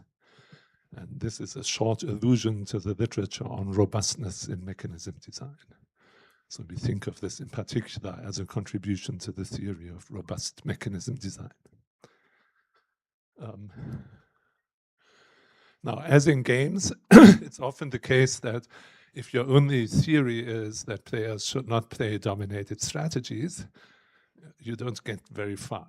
So there are many games that we study in which actually no strategy is dominated.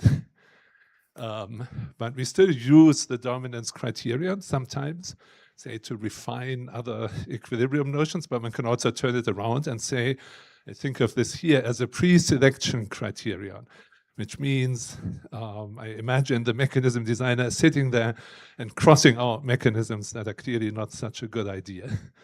And then maybe a lot typically remain. And I'm not giving any advice on how to choose among those, that I leave open. So I only want to know what remains after you have crossed out the dominated mechanisms. So in the settings that we look at, many mechanisms are undominated, but not all are undominated. And so some somewhat familiar mechanisms turn out to be dominated in this setting. So maybe in mechanism design, dominance is slightly more frequent than in regular games. Now, here on this slide, begin with the grand claim, namely that we know from the literature many dominant strategy mechanisms, so mechanisms in which each of the agents has a dominant strategy. From the mechanism designer's point of view, they are dominated. That is what I claim. So from the mechanism designer's point of view, there are clearly better mechanisms. And I want to give an example. And then in that example, I will gradually move towards the formalization of the notion of dominance that we will use.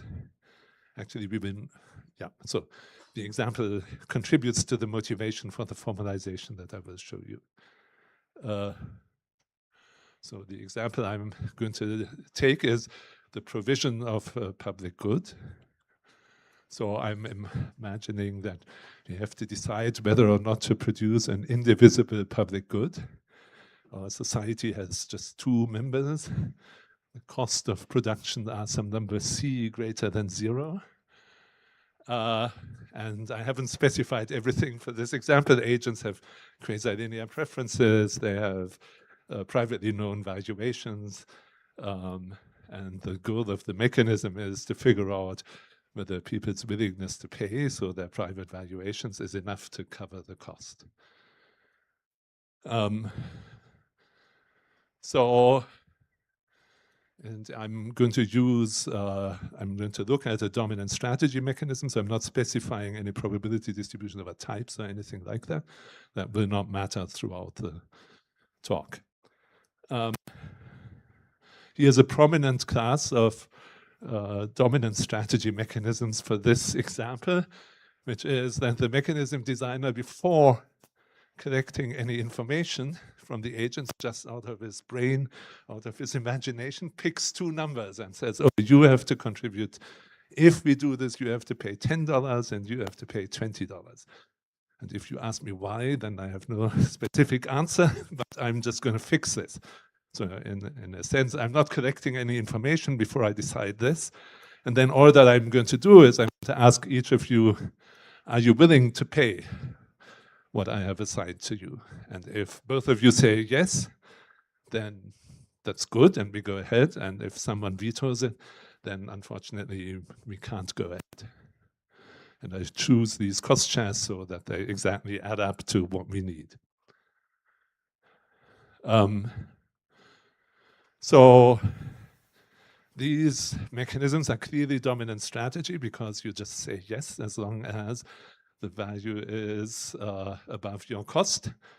These mechanisms are also, in some sense, the only dominant strategy mechanisms for this setting. The correct version of that statement is that they are the only mechanisms that have all these properties here, that they are deterministic, that they are dominant strategy incentive compatible, that they are dominant strategy individually rational, which you could also say ex post individually rational, that they are ex post strictly budget balanced, ex post strictly, budget is missing here, budget balanced. And in addition, they are the only mechanisms that have all these properties and then sometimes produce the public good. So suppose you look for mechanisms that are not empty and say we never do anything. Those are also have all these properties, but these are the only ones that have these properties. So just as a reminder, my objective was to show you that dominant strategy mechanisms are dominated. This mechanism is clearly, no mechanism in this class is particularly smart. Because the amount of information that it collects from each agent is binary. So even though valuations are numbers. And so it collects very coarse information. But if you insist on these properties here, that's the only thing you can do in this setting.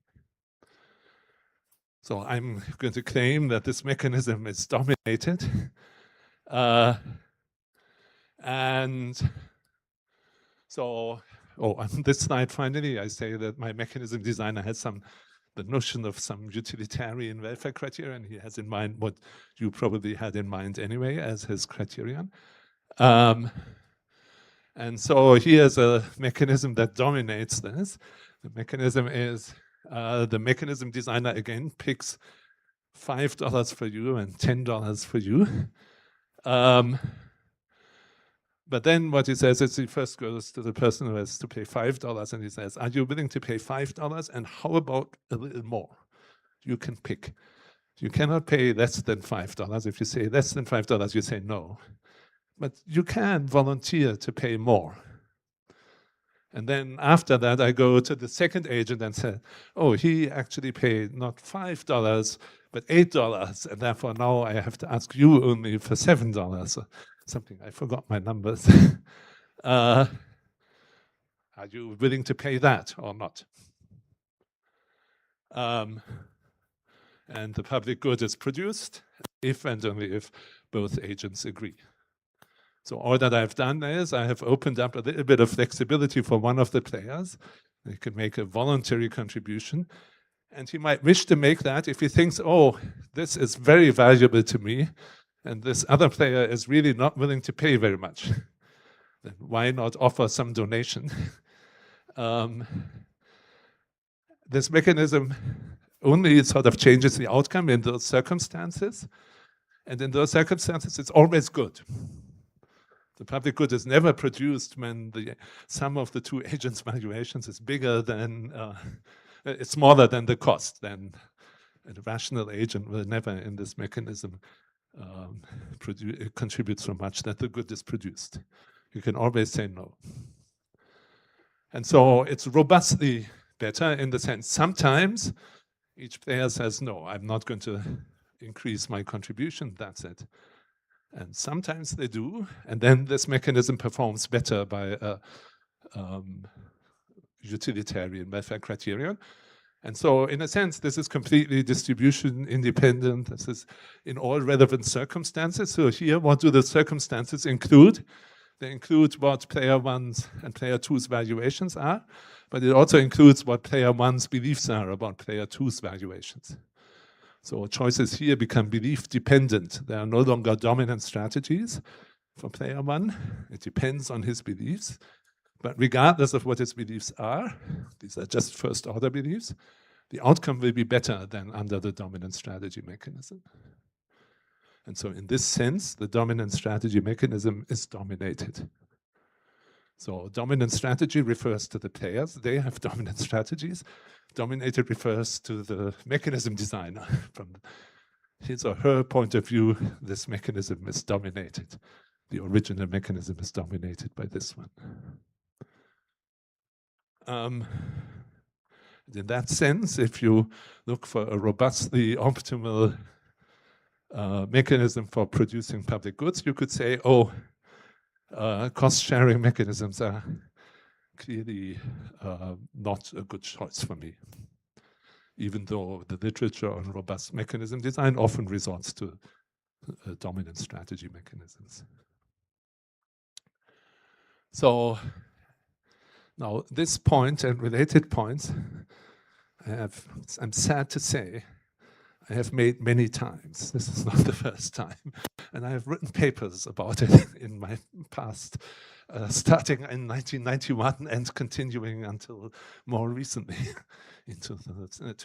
So starting in the previous millennium and continuing my mission into this millennium. And so I don't want to bother you with the details of this. But in this talk, what I want to do is I want to make a concession. I want to say, oh, maybe I understand people don't like mechanisms in which your beliefs play a role. Maybe I should concede that the tradition of social choice and so on is to focus on dominant strategy mechanisms, or as people also say, strategy-proof mechanisms. And maybe they are particularly attractive because they are maybe easier to play for agents. There is dispute about this. Sheng Williams prominently did not quite think that, but that's he's not here, so maybe I can get away with this. And there's less uncertainty for the mechanism designer because he doesn't have to worry about what do agents think about each other. And you might sometimes be skeptical about the dominating belief-based mechanisms that I have proposed, because sometimes in some settings, there's going to be an infinite chain of dominating mechanisms, and none of them is undominated. This is, for example, a point that I have made in an earlier paper in a comment on the Chung and Ely justification of dominant strategy auctions. In that setting, there are dominating other auctions. And if you take my argument in that paper seriously, then there is no undominated auction. And that sort of could suggest maybe something is wrong here. And of course, belief-based may mean, as in my public goods example, first-order beliefs, but it could also be second-order beliefs or third-order beliefs, or your infinite hierarchy of beliefs that you need to specify to play this game. And people might find that tedious and unsatisfying. And so in this paper, we make a concession, and we ask, suppose we only look at the set of dominant strategy mechanisms. Are there dominant strategy mechanisms that are dominated by other dominant strategy mechanisms? And which dominant strategy mechanisms are undominated? So in my public goods example, my wonderful innovation of introducing voluntary contributions to public goods, which are very popular in America, that is now ruled out. So I'm only looking at dominant strategy mechanisms, and I'm only looking at dominance relations among dominant strategy mechanisms.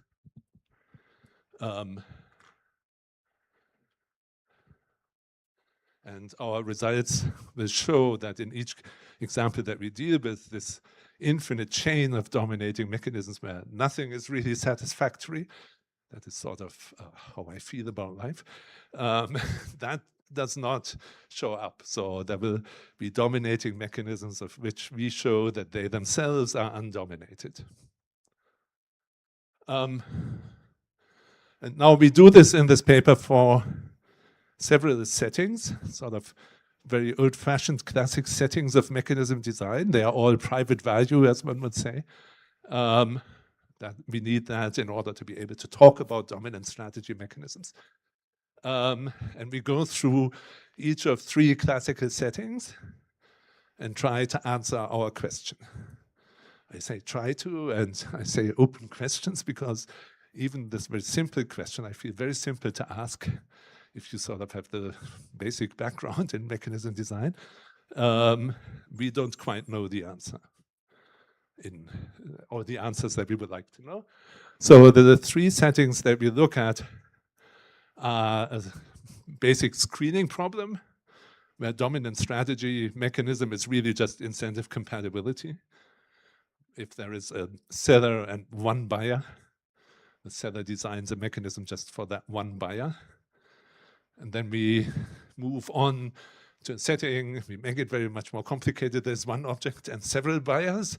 This is the classical auction problem. So we ask in the auction problem, what's the set of dominant strategy auctions? The Vickery auction comes to mind. And we ask which auctions are undominated. And then finally, we do the same in the public goods setting. That is a slight generalization of what I just showed you, not that dramatic generalization.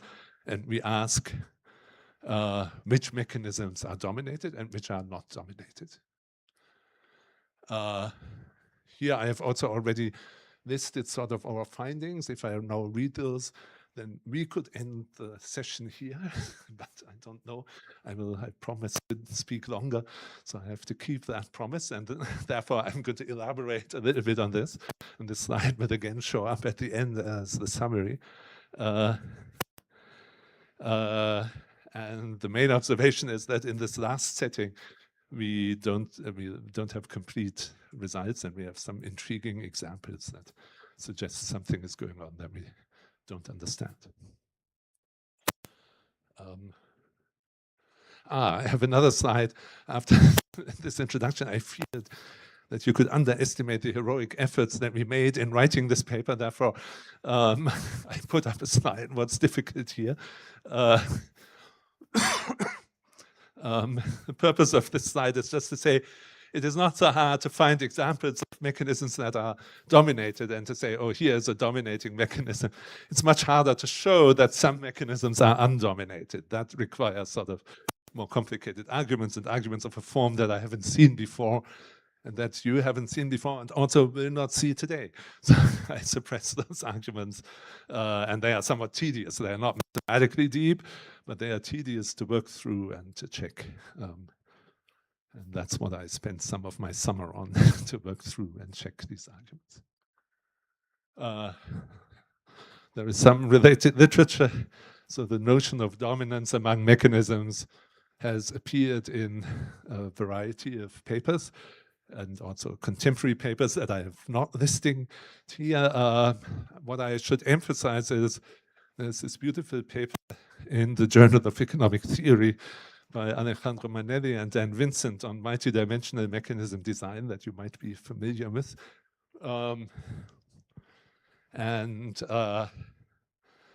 This paper uses a notion of undominated extreme points of the set of all incentive compatible mechanisms in a screening setting, but in a multidimensional screening setting.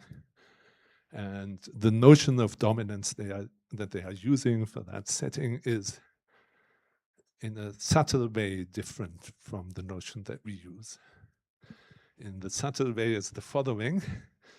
They postulate from the beginning sort of type spaces in Rn and beliefs that have a density on that, so that their dominance notion ignores sets that are thin, that have the back measure 0. And our notion does not ignore sets of the back measure 0. So because we have no beliefs of the mechanism designer, we just sort of, we check everything everywhere. And that plays a role in what we are doing.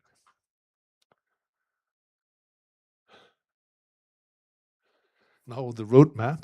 The roadmap is not so complicated. It's an easy map. Google Maps is not needed. I said we have studied 3 applications. I skipped the first one. I look a little bit at the second one, but only at a small detail in it. And then I look just very briefly at the third one. So all that I'm doing from now on is to illustrate in specific settings this project of examining which dominant strategy mechanisms are not dominated by other dominant strategy mechanisms. If there are any questions at this point, I can pause here. Actually, I pause anyway, so I have a little pause, can have some water.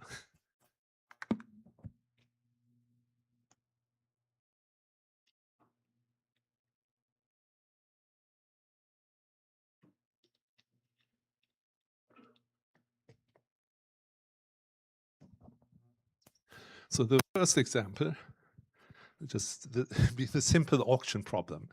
So we imagine you had never heard of the theory of optimal auctions. Just imagine you had never encountered Roger Myerson. And we wanted to study this problem from scratch. I'm going to set it up from scratch. Then we are going to make some very naive, I'm going to present some very naive thoughts about what a revenue maximizing auctioneer might think in this setting. So the setting is that there's one seller of an indivisible good. There are n buyers. Buyers have quasi-linear utility. They have valuations. Their utility is valuations minus what they pay. And the valuations are real numbers, which we normalize to be between some number lower, v lower bar, and 1. At some point, for a little detail, it matters that we take it as given that we know that the lowest valuation is positive. For many things, we think, oh, maybe there are some people here who think that's useless. and that's value 0. We rule that out, but we could deal with that. And I'm not just going to, I don't think in what I'm going to say today that actually plays any role. We use standard notation for a vector of valuations. The vector, when we drop 1, each buyer knows their own valuation, but not the others. Knowing your own valuation is what is the distinguishing feature of a private value model. And the seller knows only the spaces from which valuations are drawn and the quasi-linear structure of the utility functions. The seller seeks to maximize revenue. And even though there are no priors here, and we look at dominant strategy mechanisms, we allow random mechanisms. And so conditional on a type vector, the mechanism's outcome itself might still be random. And when the mechanism designer evaluates that randomness, which he himself or she herself generated, then with respect to that, she is risk neutral.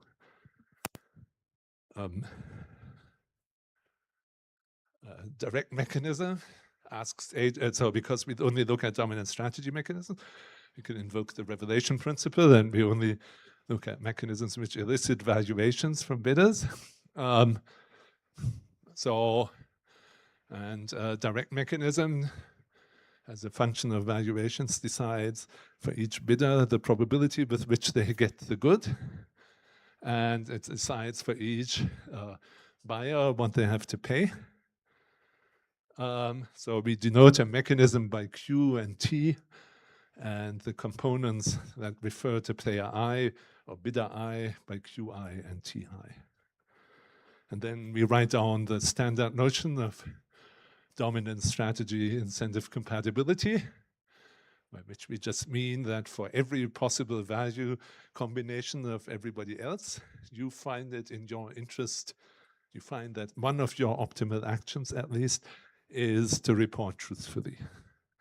And we will assume that if you discover that truthfulness is one of the optimal choices, then you will be inclined to pick it. And dominant strategy individually rational, here we reveal that there is an outside option with utility 0, and we assume that it's a dominant strategy for players to participate in the mechanism. Okay, so this defines the class of mechanisms we are going to look at. Our mechanism designer, when he thinks of such a mechanism, calculates the revenue. I've written the revenue as if it was deterministic data. Sometime I'm going to take expected values over stochastic payments, but that is the only reason. That's where risk neutrality is hidden, that I can write payments just as well as deterministic payments.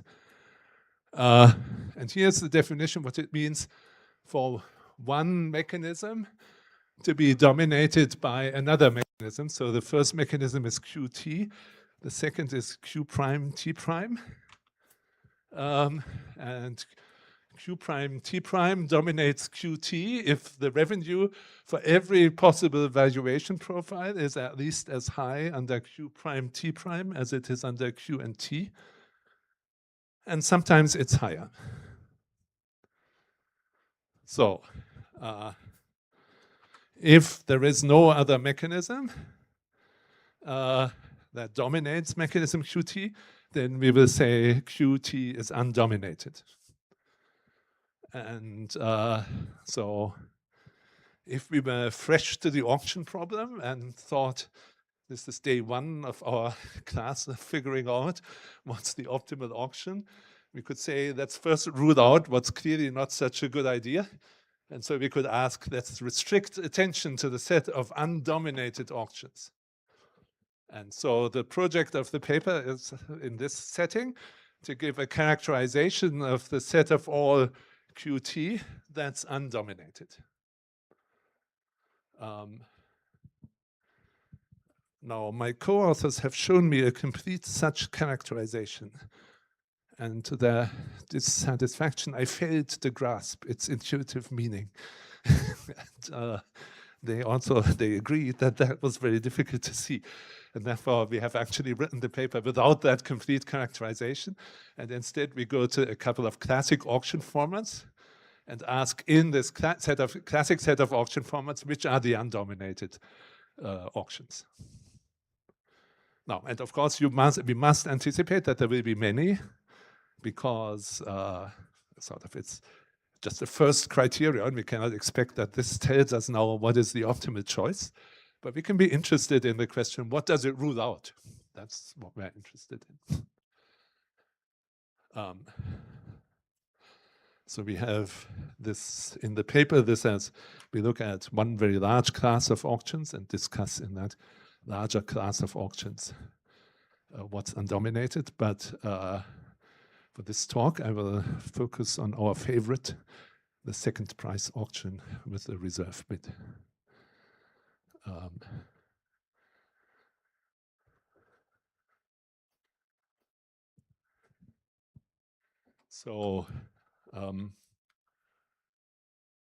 For this, I need this notation that when we have any real vector x, that I have to have some notation for the case largest component of this, which I write as x lower index k in brackets. So that's the case largest number in the list of vector x. So for any reported set of valuations, let's define the set of winners to be all those who have the highest value. Very good. And then let's also allow for the possibility that there's a reserve bid, R, and let's write WR of V, which can then be empty for the set of all people who have the highest value, and moreover, this highest value matches the reserve bid. So that is what WR of V is. This depends on the vector of valuations. So here's the second price auction with reserve bid R. Here's its definition, but you know what it is. So what all of this just says is, if a bidder is in this set WR of V, then they will get the object. If they are the only one, and if there are a couple of them, we will randomize. Here we just look at the symmetric version in which we randomly pick one of them. And what they have to pay is either the second highest value or the reserve bid, if there is no other bidder with value above the reserve bid. And if they just get it with some probability, then they only have to pay when they actually are selected as winner. But we assume then that this is evaluated in expected values by the mechanism designer. So this is the second price auction, the victory auction with reserve bid R with random resolution of ties. We want to do something slightly more complicated. We're going to look at the second price auction in which the reserve bid is randomly selected. So we are looking at the format in which the reserve bid is drawn according to a probability distribution rho, which the mechanism designer announces in advance, but he doesn't announce what the realization is. But he does promise that he will make that random draw before knowing bidders' valuations. So he will maybe draw it behind a curtain before everybody submits their bids. And then he reveals it, and then we play the corresponding second price auction. So that's mathematically just the convex combination of the original second price auctions. And this is the class of mechanisms for which we ask, are these undominated? So you might think that this idea of randomly picking the reserve price is a little far-fetched. The reason it has shown up in the literature is that for a mechanism designer who faces a large ambiguity about the environment in which he lives, some recent papers on this subject, on robust mechanism design, have proven random second price auctions to be optimal. And this randomization in those papers, and not deterministic ones, the randomization plays the role of hedging away ambiguity. So in some ambiguity settings, with some specification of ambiguity aversion, people have strict preferences for randomization. In the same way, if you model the mechanism designer in that setting as being ambiguity averse, and they might come up with the idea of a random reserve price. So we don't model ambiguity aversion. We don't model the decision criterion for the mechanism designer. We just take this as given. We say, oh, here's the theory of second price auctions with random reserve bid. Are they undominated? And then the punchline is just punchline is not here. So every such mechanism, dominant strategy, incentive, I've forgotten the punchline, incentive compatible and individually rational. The punchline is as long as rho is non-trivial, so as long as the auction is truly random, that's a dominating mechanism. So we thought the world should know that. Stay away from that. That's what we are telling you here. So this is an example of the sort of theorems we are interested in. So again, we are actually interested in the whole set. So all that I'm telling you about the undominated set of undominated auctions, I tell you this one is not in it. This one is never in it, as long as rho is non-trivial. I put this here as a proposition preliminary version because as this talk drags on, which it won't for that long, there is another version of the same result, which goes on, it is dominated by the following, and then the mechanism that then follows, the next statement is that mechanism is undominated. So in other words, we just look at this, we find a mechanism that dominates it, and then we show that the dominating mechanism itself is undominated. Now, this example, I think, is relatively easy to state and to describe. It's not the most deep example, because what we're going to do is we're going to modify the second price auction with random reserve price. We're going to say, oh, you need to change the rules a little bit. And once you've changed them, you get a dominating auction. And actually, that dominating auction is itself undominated. And the work in the paper is to prove that last bit of the statement, that the dominating auction is undominated.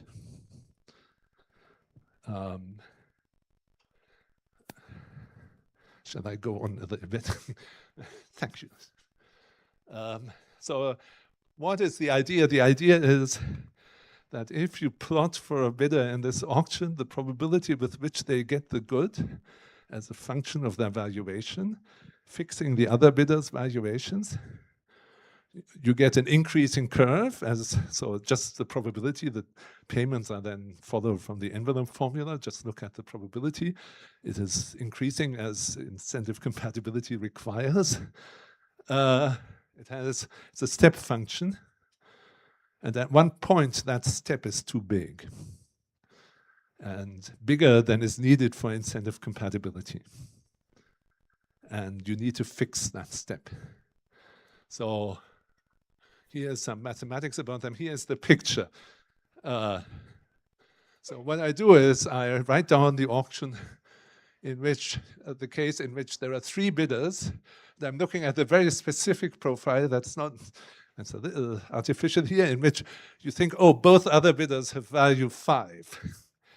And then I write down what's my probability of getting the good as a function of my reported value if the reserve price is with probability 1/4 3 and with probability 3/4 6. And so this step function here shows you the probability of getting the good. So for example, if your value is below 5, it's 0. But notice that's an empty circle here, so that doesn't include this. If your value is above 5, what is it? It's 1/4 up there. If your value is exactly equal to 5, it's 1/4. First, you have the reserve price below your value. That happens only with probability 1/4. And secondly, there are two others who are competing with you, so this is 1/12. And it's this step that's unnecessary. You can wipe out this step. So incentive compatibility and feasibility would be met if you just raise this black dot a little bit at that jump and raised it up there. And that's still an increasing curve. You can promise each bidder here with probability 1/4 to get the good. There are only 3 bidders. That's feasible. And that gives you more revenue because they pay whenever they win exactly $5. So, in other words, sort of the mechanic definition of the random reserve price, second price auction includes a mistake. It includes this mistake. In words, one can describe this as follows. What the mechanism designer says, oh, we have this random reserve price. I'm going to draw the random reserve price without knowing your bids. But by the way, there is an exception. If there is a tie, then we just forget about the random reserve price. We pretend as if it had been 0. And I just sort of randomize among you. And because in any case your surplus is 0, why do you mind? Now, that is not completely correct. That would mean that I raise this here from 1/12 to 1/3, and that would violate incentive compatibility. So I raise it up to the direction, into the direction of 1/3, up to the point where I don't break monotonicity. So had I had a different reserve price distribution, this picture would have looked like this. And in this case, I could have gone all the way up to 1/3 because the continuation is above 1/3. And so in other words, all that you have to do is you have to modify the tie-breaking rule. And the tie-breaking rule makes it no longer second price auction with random reserve price. The modified tie-breaking rule, which is as if I looked at the bidders' bids before I draw the reserve price, but I commit to this particular way of doing it. I'm just looking at whether there is a tie or not. And I'm only making these modifications. If I can credibly commit to that, that unambiguously raises the auctioneer's revenue in case there is a tie. We call this the augmented second price auction with random reserve price. And then the final version of the theorem is, if rho is non-degenerate, the sort of mechanic definition of the auction with random reserve price rho is dominated. It's dominated by its augmented version, by which I mean, we modify the tie-breaking rule. And then the next sentence says, and the tie-breaking rule, the modified, the augmented second price auction is undominated. So the first part is sort of obvious after everything that I've told you. And of course, the complicated part is the second part. Second part is sort of takes a while. There is no standard technique or result to which we can refer to show that. And so we show it by line by line by line in painful arguments. But it basically says that so the arguments always say, if you want to have higher revenue at some particular type vector, you have to give people the good with higher probability. And once you do that, then at some higher type, you can exploit less surplus from them. Because if at lower values you raise the probability with which they get the good, then you have to grant a higher information rent to higher types. And therefore, that cannot be a dominating mechanism. And so in the paper, we obtain, obviously, a large class of undominated mechanisms. And they typically fix in the auction setting details like this. They say, oh, if you care about ties, they are under the big measure 0 in type space, but maybe they happen in the real world. If you care about tie resolution, then you have to fix that. Otherwise, your auction does not make sense. So we do that for this, and then we do it for a large class of mechanisms, auction mechanisms and dominant strategy mechanisms, where we sort of use a generalization of the notion of virtual value from Meyerson's paper to study a larger class of auction. Faruk just raised his hand like this. I think he wanted to high five me. that's very generous, because this is sort of all that I wanted to tell you about this. And now I move into the second half of the talk, in which I discuss the public goods problem, in which I then discuss so in the public goods problem, we first discuss what is the class of dominant strategy mechanisms. And I hinted at that in the initial example. I said, oh, these cost-sharing mechanisms where the cost shares are determined without asking the bidders for any information or the participants for any information. Those are the dominant strategy mechanisms with some additional stuff. So there are two qualifications there. This is only true if you only look at deterministic mechanisms. And it's also only true if you, in the two-agent case, it's not true in the multi-agent case. So if you look at these more general cases, emit stochastic mechanisms have more agents, then for some reason, sort of, you can of course mechanically write down what it is, what it means to have a dominant strategy, but there is no characterization we can get our hands on easily of the set of all dominant strategy mechanisms. And that creates some problem in particular with stochastic mechanisms. So we show stochastic mechanisms that look highly unfamiliar, but they are undominated. In the deterministic case, we end up with a result like of the form in the general case with more than two agents. If you only look at deterministic mechanisms, there are more mechanisms than cost-sharing mechanisms, but all that are not cost-sharing mechanisms are dominated. And the cost-sharing mechanisms themselves, if the dominating mechanism has to be itself dominant strategy, then they are not dominated. And that is all that I have to say. Thank you.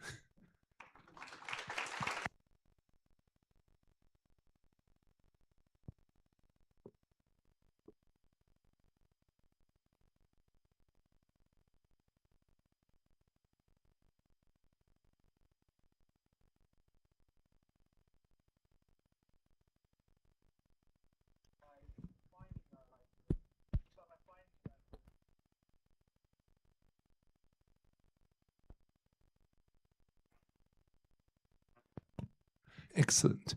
Wonderful question. The question is to prove that a mechanism is undominated. In game theory, we find a belief to which it is the best response. This is, I call it the equivalence between not being dominated and being optimal for some belief. And I have just this year or last year published in this excellent journal, Jet, this argument in settings in which the action set is infinite. So here the set of mechanisms is an infinite set. When we prove this in beginning game theory, we are in the finite setting. And in this setting, that theorem is not true, that those two are equivalent. So, so that is not, I mean, that would be a proof method. We could say, oh, let's just find a probability measure with respect to which it is optimal, but that is not the strategy that we use. So the paper that I published on this general equivalence between dominance and optimality is in a very abstract setting, and exactly it's focused on this question: how far can we push this result that we know from beginning game theory textbooks, and it gives some counterexamples to show what are the limits of that result. Could you just wait a minute? People on YouTube can hear you.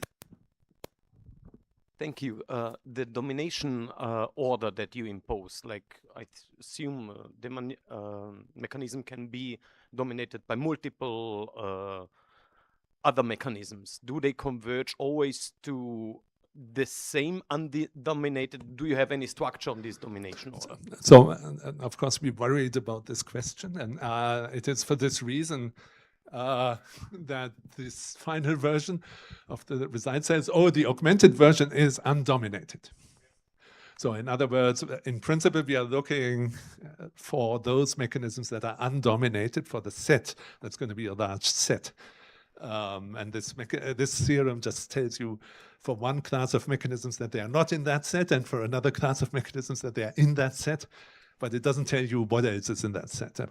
But the paper, in particular in its new version, will tell you more about what is in that set. And if you email Zhang Tao, he will tell you all the things that are in that set.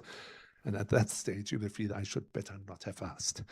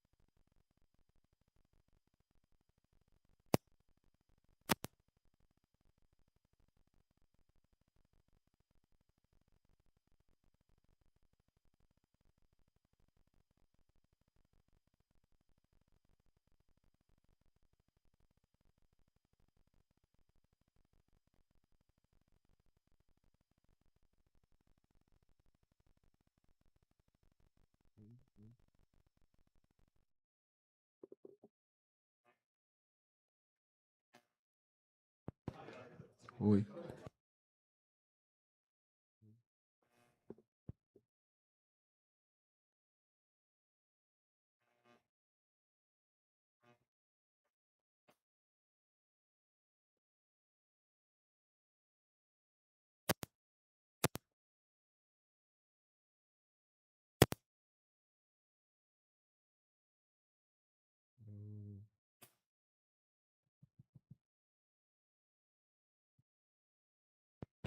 I'm Marcos. I'm Hi, going to present Marcos. right after you. Nice to meet you. So do you want me to introduce them? I don't know if there is Yeah, I don't know if there's any protocol. Yeah, I don't think so. But I can help you to budget time if you want. Sure. But we already, Space right here. Okay. And every once in a while, I'm going to flag Okay. you numbers. Okay. All right, folks. Should I start? Yeah. All right. Hello. Sorry. All right, folks. We're gonna get started. Okay. See you. All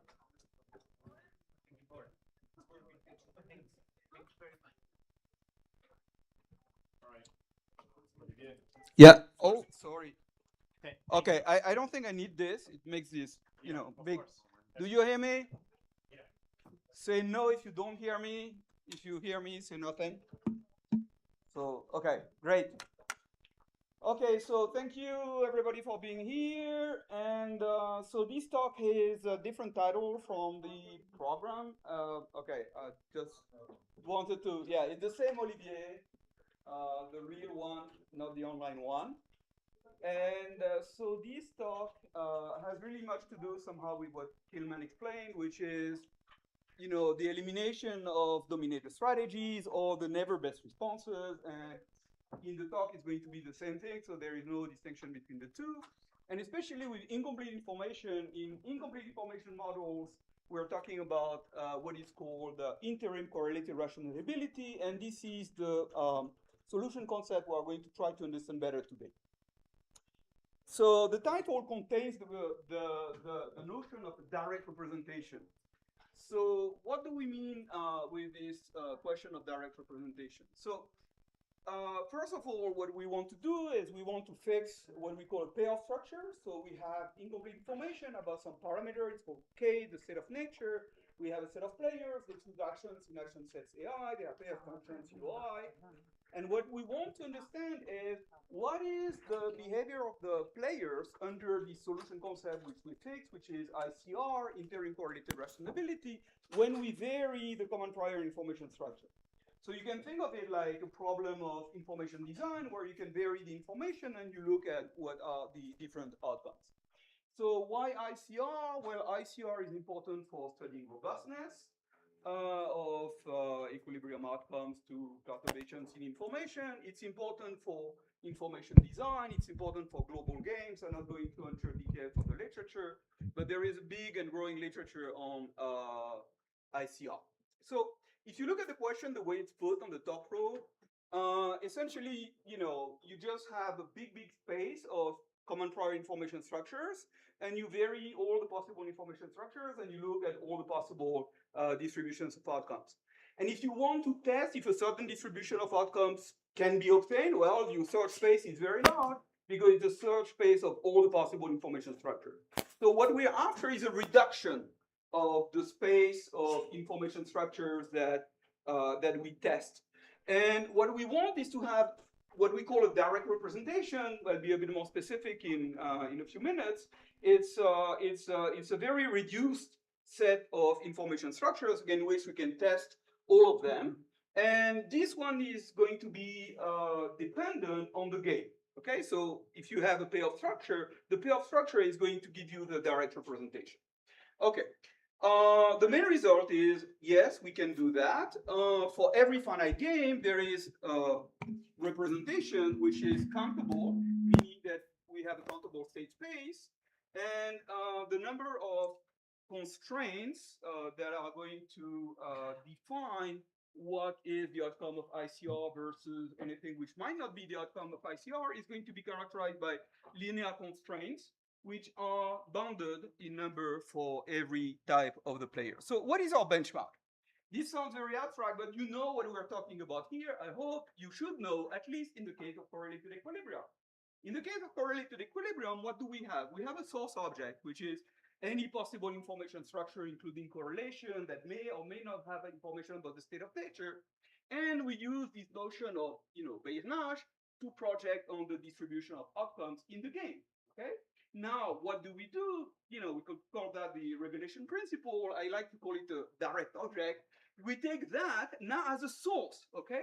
So we tell player what their recommendations would have been if they had received this arbitrary information there, okay? And only that.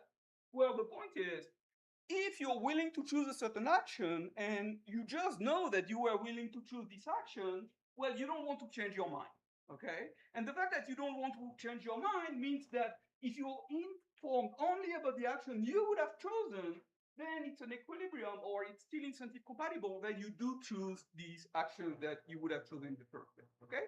So this means what? This means we can replace this search over all information structures for only information structures in which players are informed only about their action recommendation, okay? So that's kind of a very basic principle in the case of correlated equilibrium that extends to communication equilibria, that extends to mechanism design, and so on under the name of revelation principle. So what we'd really like to have is, something similar for ICR, okay? So that's what we're looking for, and I'm going to show you that we can actually do that. Okay, so I have to be a little specific. I don't want to enter too much the details of the modeling because of time, but what is ICR? So you have a certain common prior. Okay, it's a distribution over the states of nature that influence the payoffs and profiles of types of all the players. Let's say it has full support. You don't have to worry about, complications. Each type has a certain belief over the state of nature on all the players' types. Okay, and ICR is the expression of common certainty of rationality. What does it mean? Common certainty of rationality is essentially iterated deletion of dominated strategies, but in the age and normal form in which you consider each type as a different player. Okay? So each type will eliminate separately from other types the possible never best responses or the possible dominated strategy. Okay? So the way you do that is that for each type, you start with the full set of actions that are possible, and then you have certain belief about nature and opponents' action sets, what they may select in, and then you say, well, given this information, maybe some actions are dominated, you eliminate them, and then once everybody does that, you have new information that, the action sets of the other agents types may be reduced, so then you get to narrow down the search, and more actions may become dominated. So you keep iterating this procedure, and at some level of the iteration, you may reduce, or you may remain with exactly the same set, but that's kind of a non-increasing sequence, so it will eventually converge, and that's a solution concept, okay? So the solution concept, typically what we do look at is a terminal set. What do you keep at the end, when you have eliminated everything that can be eliminated, type per type, okay? That's the terminal set, ICR infinity.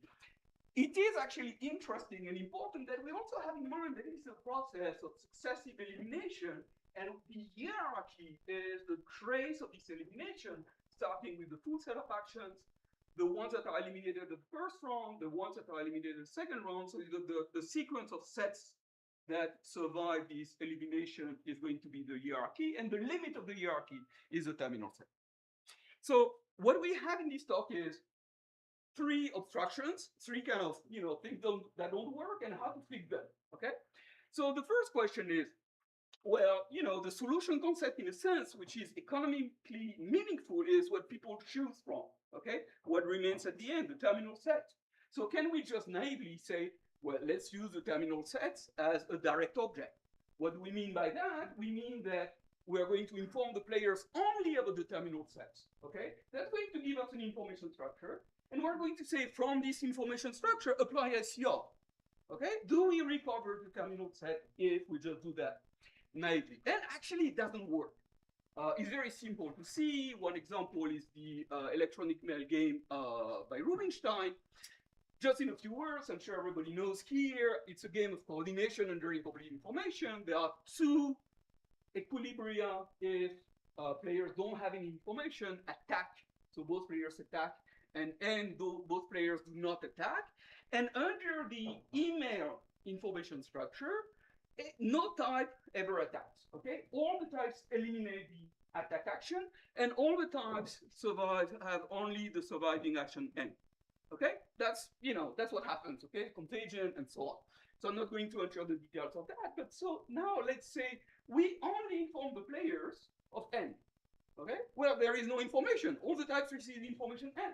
Okay, well, if there is no information, then both attack and do not attack survive. Okay, so the direct representation fails. It's not enough to inform players of their terminal set, so they recover the terminal set. It doesn't work like that. Why? Essentially, what we miss if we just inform the players of the terminal set is a contagion. It's exactly the why and when they should have eliminated because they thought that the other had eliminated before them, and so on and so forth. So if we just give this terminal information, we coarsen when we give the players too much. We don't give them enough information that they can recover the process of elimination themselves. So we want to give them enough information that they do recover that. Okay? So what can we give them so they recover that? Well, let's give them the sequence, right? Bravo, bravo. So let's do that, okay? Theorem, this works. Under a condition, okay? That's where it becomes a little more interesting, okay? So it works if you have a BR convex game, and we'll say what is a BR convex game. So if the game is BR convex, okay, then if you give the players their hierarchy of ICR, and that's your information structure, okay, then they recalculate from that seen as information a new hierarchy of ICR, and that's exactly the one you've given them, okay? So that's a direct representation where the solution concept, the hierarchy, is the same as information, they match one-on-one, okay? So that works for BR convex game. So what is the BR convex game? BR convex you need to define best response, the BR. So if you have a certain belief on the state of nature and other players' action sets, where, that are their remaining sets, you compute BR that's written as the best response set, okay? Given that, set of conjecture, and so on and so forth, you can also think this is a set of undominated actions given that you have the belief on K and the other player's surviving sets. Okay? So that's the operator that you keep iterating and that gives you ICR. Okay. So when is the game BR convex? It is convex for every possible action set or action subset of every player I, the region of beliefs in which this is actually a best response is itself convex. Okay? Well, usually we work with games where, you know, the best response sets are convex. Okay? If you think of a game being played in mixed strategy, you know, the set of, okay, well, the set of actions typically convex, maybe probably the set of distributions is convex. So first, why is it going to work if the game is BR? What do we do when we tell players, not the original type, so abstract information structure, but only the RCR type? It means we coarsen their information, okay? So instead of telling them, look, you could have been at a signal in the original information structure, giving you a certain belief PI, and another one give you belief PI prime. Well, we don't tell you which of the two it is, so now your belief is somewhere in the middle, okay? In between the two. That's the tower property, if you like, okay? Well, if something was the best response at PI, and the same thing was the best response at PI prime, well, because we tell you the best response set, so you know that you're in the set where the best response is the same, your belief is somewhere in the middle. If the set is convex, then it is still a best response. That's the best response set, okay? Then you're happy.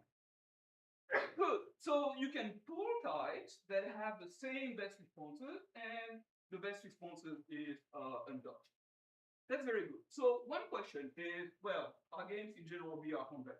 Okay, but in every condition, yes, it's not always the case. Some games are VR convex, and that's good.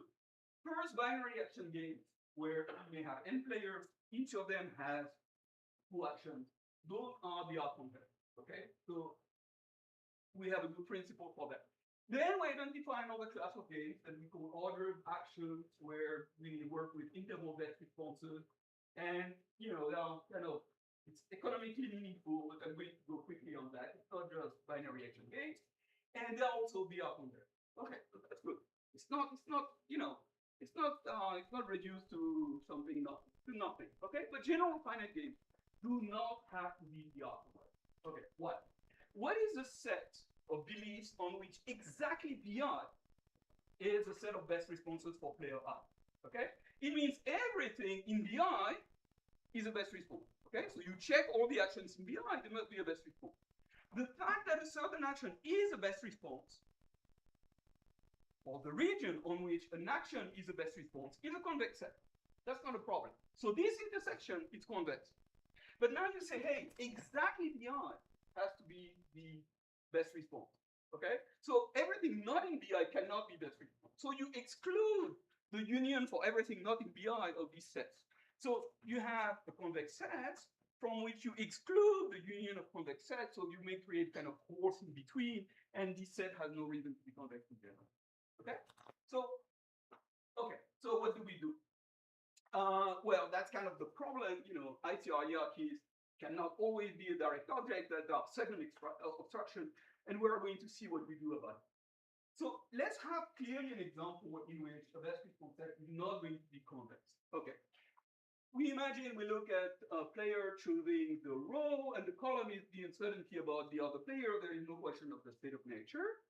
And P prime R, they correspond to different beliefs that put probability 1 on different action sets of the other player. And what we can calculate is that if you look at a face of the beliefs of this player, looking like this, on the whole triangle, A and B are going to be best responses, okay? But on this pentagon inside, C is the best response. So what is the best response region of AB? Well, it is this triangle union that triangle, okay? You remove the convex set from the triangle, you get a new set which is not convex, okay? Well, that's why if you have a certain belief here, a certain belief there, then when you don't tell the player if the signal was coming from here or coming from there, you may create C as the best response when it was not a best response in the first place. You coarsen the information too much. Okay, well, things look a little bit bad, but maybe it's not so bad, because we can see that this set, where the best response set of AB is a union of 2 convex sets, okay? that's the left triangle, you know the right triangle. So maybe what you should do is tell the player whether we are coming from this or whether their belief is here or their belief is there. Okay? So instead of just telling them your best response after k iterations or n iterations was AB, we tell them it was AB and it was on the left, or it was AB and it was on the right. And this is a notion that we call tagged cells. Essentially what we do is now we are going to consider that this set and that set are different cells, and we're going to inform each of the player of the sequence of cells instead of just telling them the sequence of ICR best responses. Okay, so we have to refine the information a little bit to restore convexity. Okay. What do I have to say about that? So, well, essentially we work to get a subdivision of cells. Each cell is convex. We can see that even each cell is a mixed polyhedron. It's defined by linear inequality, some weak, some strict. It's useful for what comes next, but just note that in passing. The best response, of course, is constant on each cell. So if you know the cells, you know the best response set. Okay, and that's fine. And again, convexity means that if I pour all the beliefs that are in the same region, then I get a belief which is going to be in the same region. Therefore, the player is going to compute the same best response and also the same region. Okay, so we restore convexity, which is so. Sorry. It's a finite union. Okay, finite partition. Finite partition. Okay, yeah. I thought you can say it's called. Yeah. No, we make it fine. Okay. So later on in the talk, if I have time, I will want to be careful a little bit about the cardinality of it. Okay. Because it's good to have a direct representation, but like if you have a continuum, you could as well use the Merkel-Damier universal typeface. That's Standard Borel and and so on. Okay, so we want the smallest one in a certain sense as we can have. Okay, so essentially once you have defined these cells, you can define kind of a new best response operator that works on the cells, the beliefs over the cells of the other player, and what is the best response, and you can iterate it like that. Okay. The good thing is now things work again. What we say that once you have a sequence of cells instead of just a regular hierarchy ICR, we call that an augmented hierarchy, and the augmented hierarchies provide a direct representation. So what does it mean? It means, well, you can start with any information structure, then you have the computation of the augmented ICR. You tell every player what their augmented ICR sequence or augmented ICR hierarchy would have been. They recompute and they obtain exactly the same ICR hierarchy, augmented ICR hierarchy, and therefore you loop the loop. Everything is characterized directly on the space of ICR hierarchies. You don't need to work with arbitrary information structures. Okay, so you get the same power as what you have for correlation or communication equilibrium. Okay, so this is what we really want. And so we're happy. Okay, so that's not really the end of the talk. There are different things we want to say. Okay, one is like we've correlated equilibria in their different forms. Oman, force, incomplete formation, or more recently base correlated equilibria. The feasible distributions are characterized by what's called obedience constraints. Okay, what do the obedience constraints say? They say that, well, they express the fact that once you check the incentive compatibility of just playing your recommended action. Okay, so it's important because those obedience constraints, they are the algebraic expression of all the distributions that can arise from any information source. Okay, they are the expression which is direct, meaning on the gain itself. Okay. So here we're going to use the fact that each cell is a mixed polyhedron, as I said before. And what do we say is that, well, if you have a type for a certain player, and you want to check that this type is going to recompute itself as an augmented type, well, you have to, do the calculation level per level. And you do this calculation level per level, that the cells that you announce to the player are the ones that are recomputed by the player. And this is just a family of obedience constraints. This is just a linear family. Okay, you could say that's it, end of the story. Okay, well, not exactly end of the story. We want to push it a little bit more because we ask ourselves, yeah, how many types do you have, right? How many augmented types are there? Okay, how many augmented ICR sequences? That's a question, okay? If you have a large type space, it's going to be a little bit more complicated than if you have a small one, okay? The other one is how many obedience constraints do you have per type? As I said before, you need to check level per level. So potentially for each type, you have an infinite number of obedience constraints to check it. Maybe it looks nice on paper, but for some applications, that promises to be a little bit difficult. Okay, so we want to work on this question of how large is the representation. So the third attraction is that with what we said so far, the representation is not really small. Why is it not really small? Okay, so you can imagine now a new situation in which left and right, okay, have the same best responses.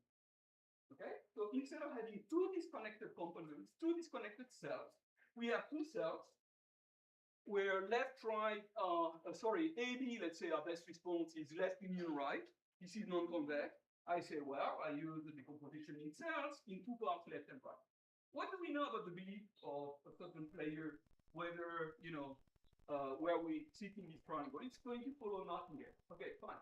It's going to follow a martingale, but this means that we could be alternatively in left and in right an infinite number of times. Okay? A martingale can start on the left, move on the right, move back on the left, move back, because the frontier, between left and right is, just a thin line.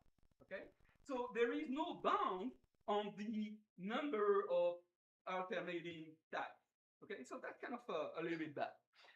By the way, I didn't say one thing that would have been the good thing. The good thing is that when you just look at the set of ICR sequences, if you have a finite game, you start with the all action set, and what may happen is that at some moment you just eliminate. Okay, so you look at decreasing sequences, okay, that decrease at finite rounds, and the set of such decreasing sequences is itself countable. Okay, you have to record what was eliminated and when, and this is a countable set. So if you are a BR convex set, the original representation by ICR hierarchy would have been countable. But here, it's not necessarily countable. It may have the cardinality of continuum, which is a little bit annoying. The second thing I already talked about is the fact that, well, you need to check obedience level by level, and if you have, of course, a countable number of levels, well, that's a countable number of obedience constraints, and that's a little bit of a pain. Okay, so now what we want to do is make a little bit of progress on that. And what kind of progress can we make? The progress we make is we realize that this best response is monotone. Okay, what does it mean? Essentially, it means that if you decrease what the other players may have chosen, you may only decrease your own best response set. Okay, it's not a complicated thing, and you may decrease it stochastically. Okay, that's fine.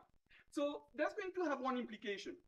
The implication is that if at round n, well, it means that your set of best responses can only decrease.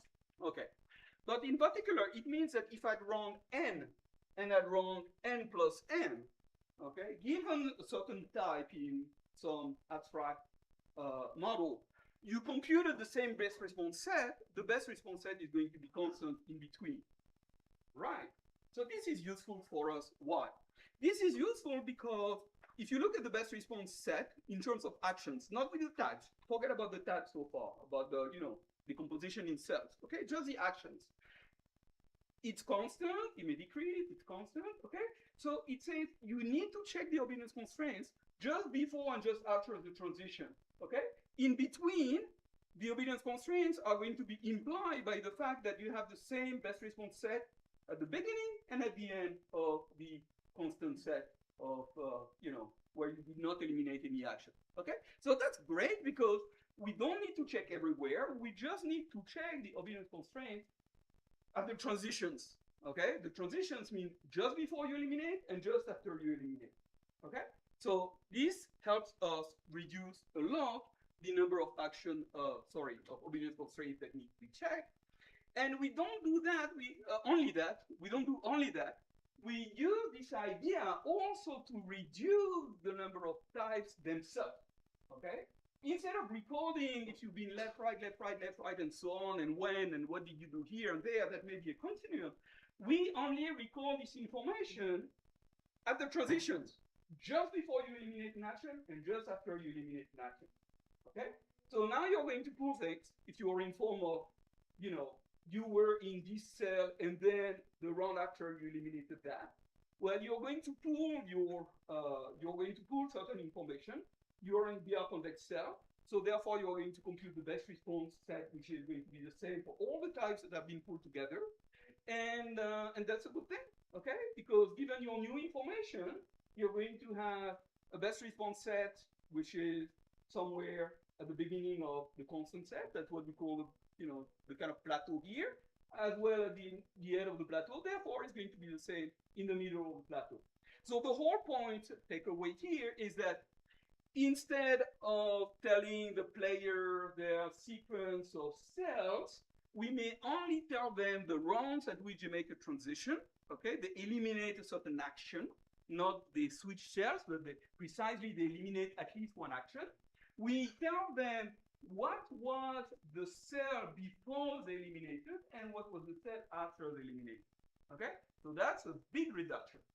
And that's what we do, and we call that the transition tag hierarchy. And the theorem next is that the transition tag hierarchies themselves provide a direct representation. Okay, so the good news is inform all the players of their transition tag hierarchies. You don't have to tell them everything, their sequence of tag cells. You just have to say when they eliminate, and what was the cell before they eliminate, and what was the cell after they eliminate, and so on. You tell them the sequence. And if you tell them that, they recover exactly that using the process of ICR itself, okay, which is a good news. And if you tell them that, of course, you already have all the information about ICR itself. So this means that there is an object here, which is a little bit richer than the ICR hierarchy, because you include information about the cell to restore convexity, okay? But this item is enough as a direct object on which you can write directly all the obedience constraints that you need, and that will give you all the characterization of what is feasible in terms of distribution of outcomes and what is not feasible. And that will also give you a source of information, meaning if you want to implement a certain distribution of ICR sequences, well, you know that if you can implement it, then you use the image as a source itself, and it will be self-independent. Okay, that's just the power, the same power as in correlated equilibrium. So now if we look at transition tag hierarchies, what we have in terms of cardinality, what is the type space cardinality? Well, they are countable. Okay, why? Because each type is going to have finitely many transitions. And every time you need to tell them cell before the cell after, so that's the countable set. What is the number of obedience constraints? As we say, we need to check the obedience constraint just before the transition, just after the transition.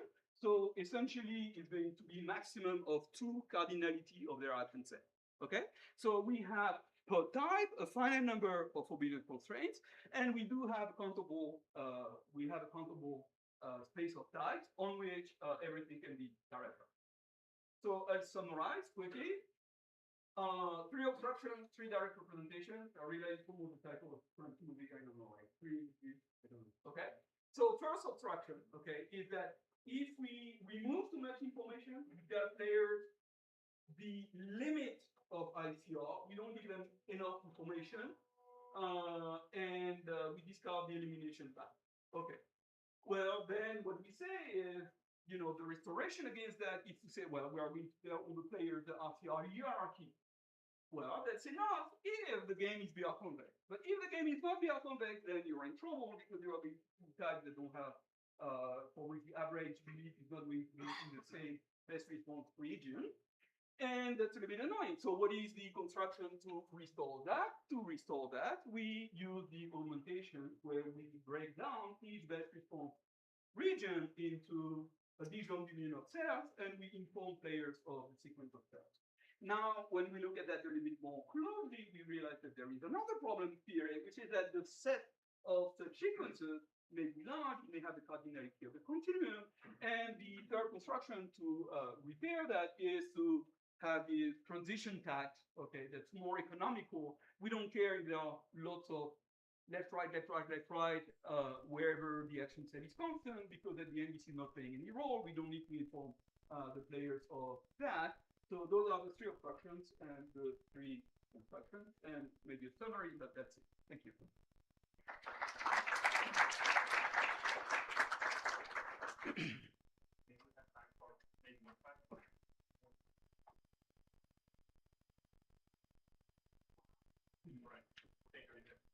Thank you so much.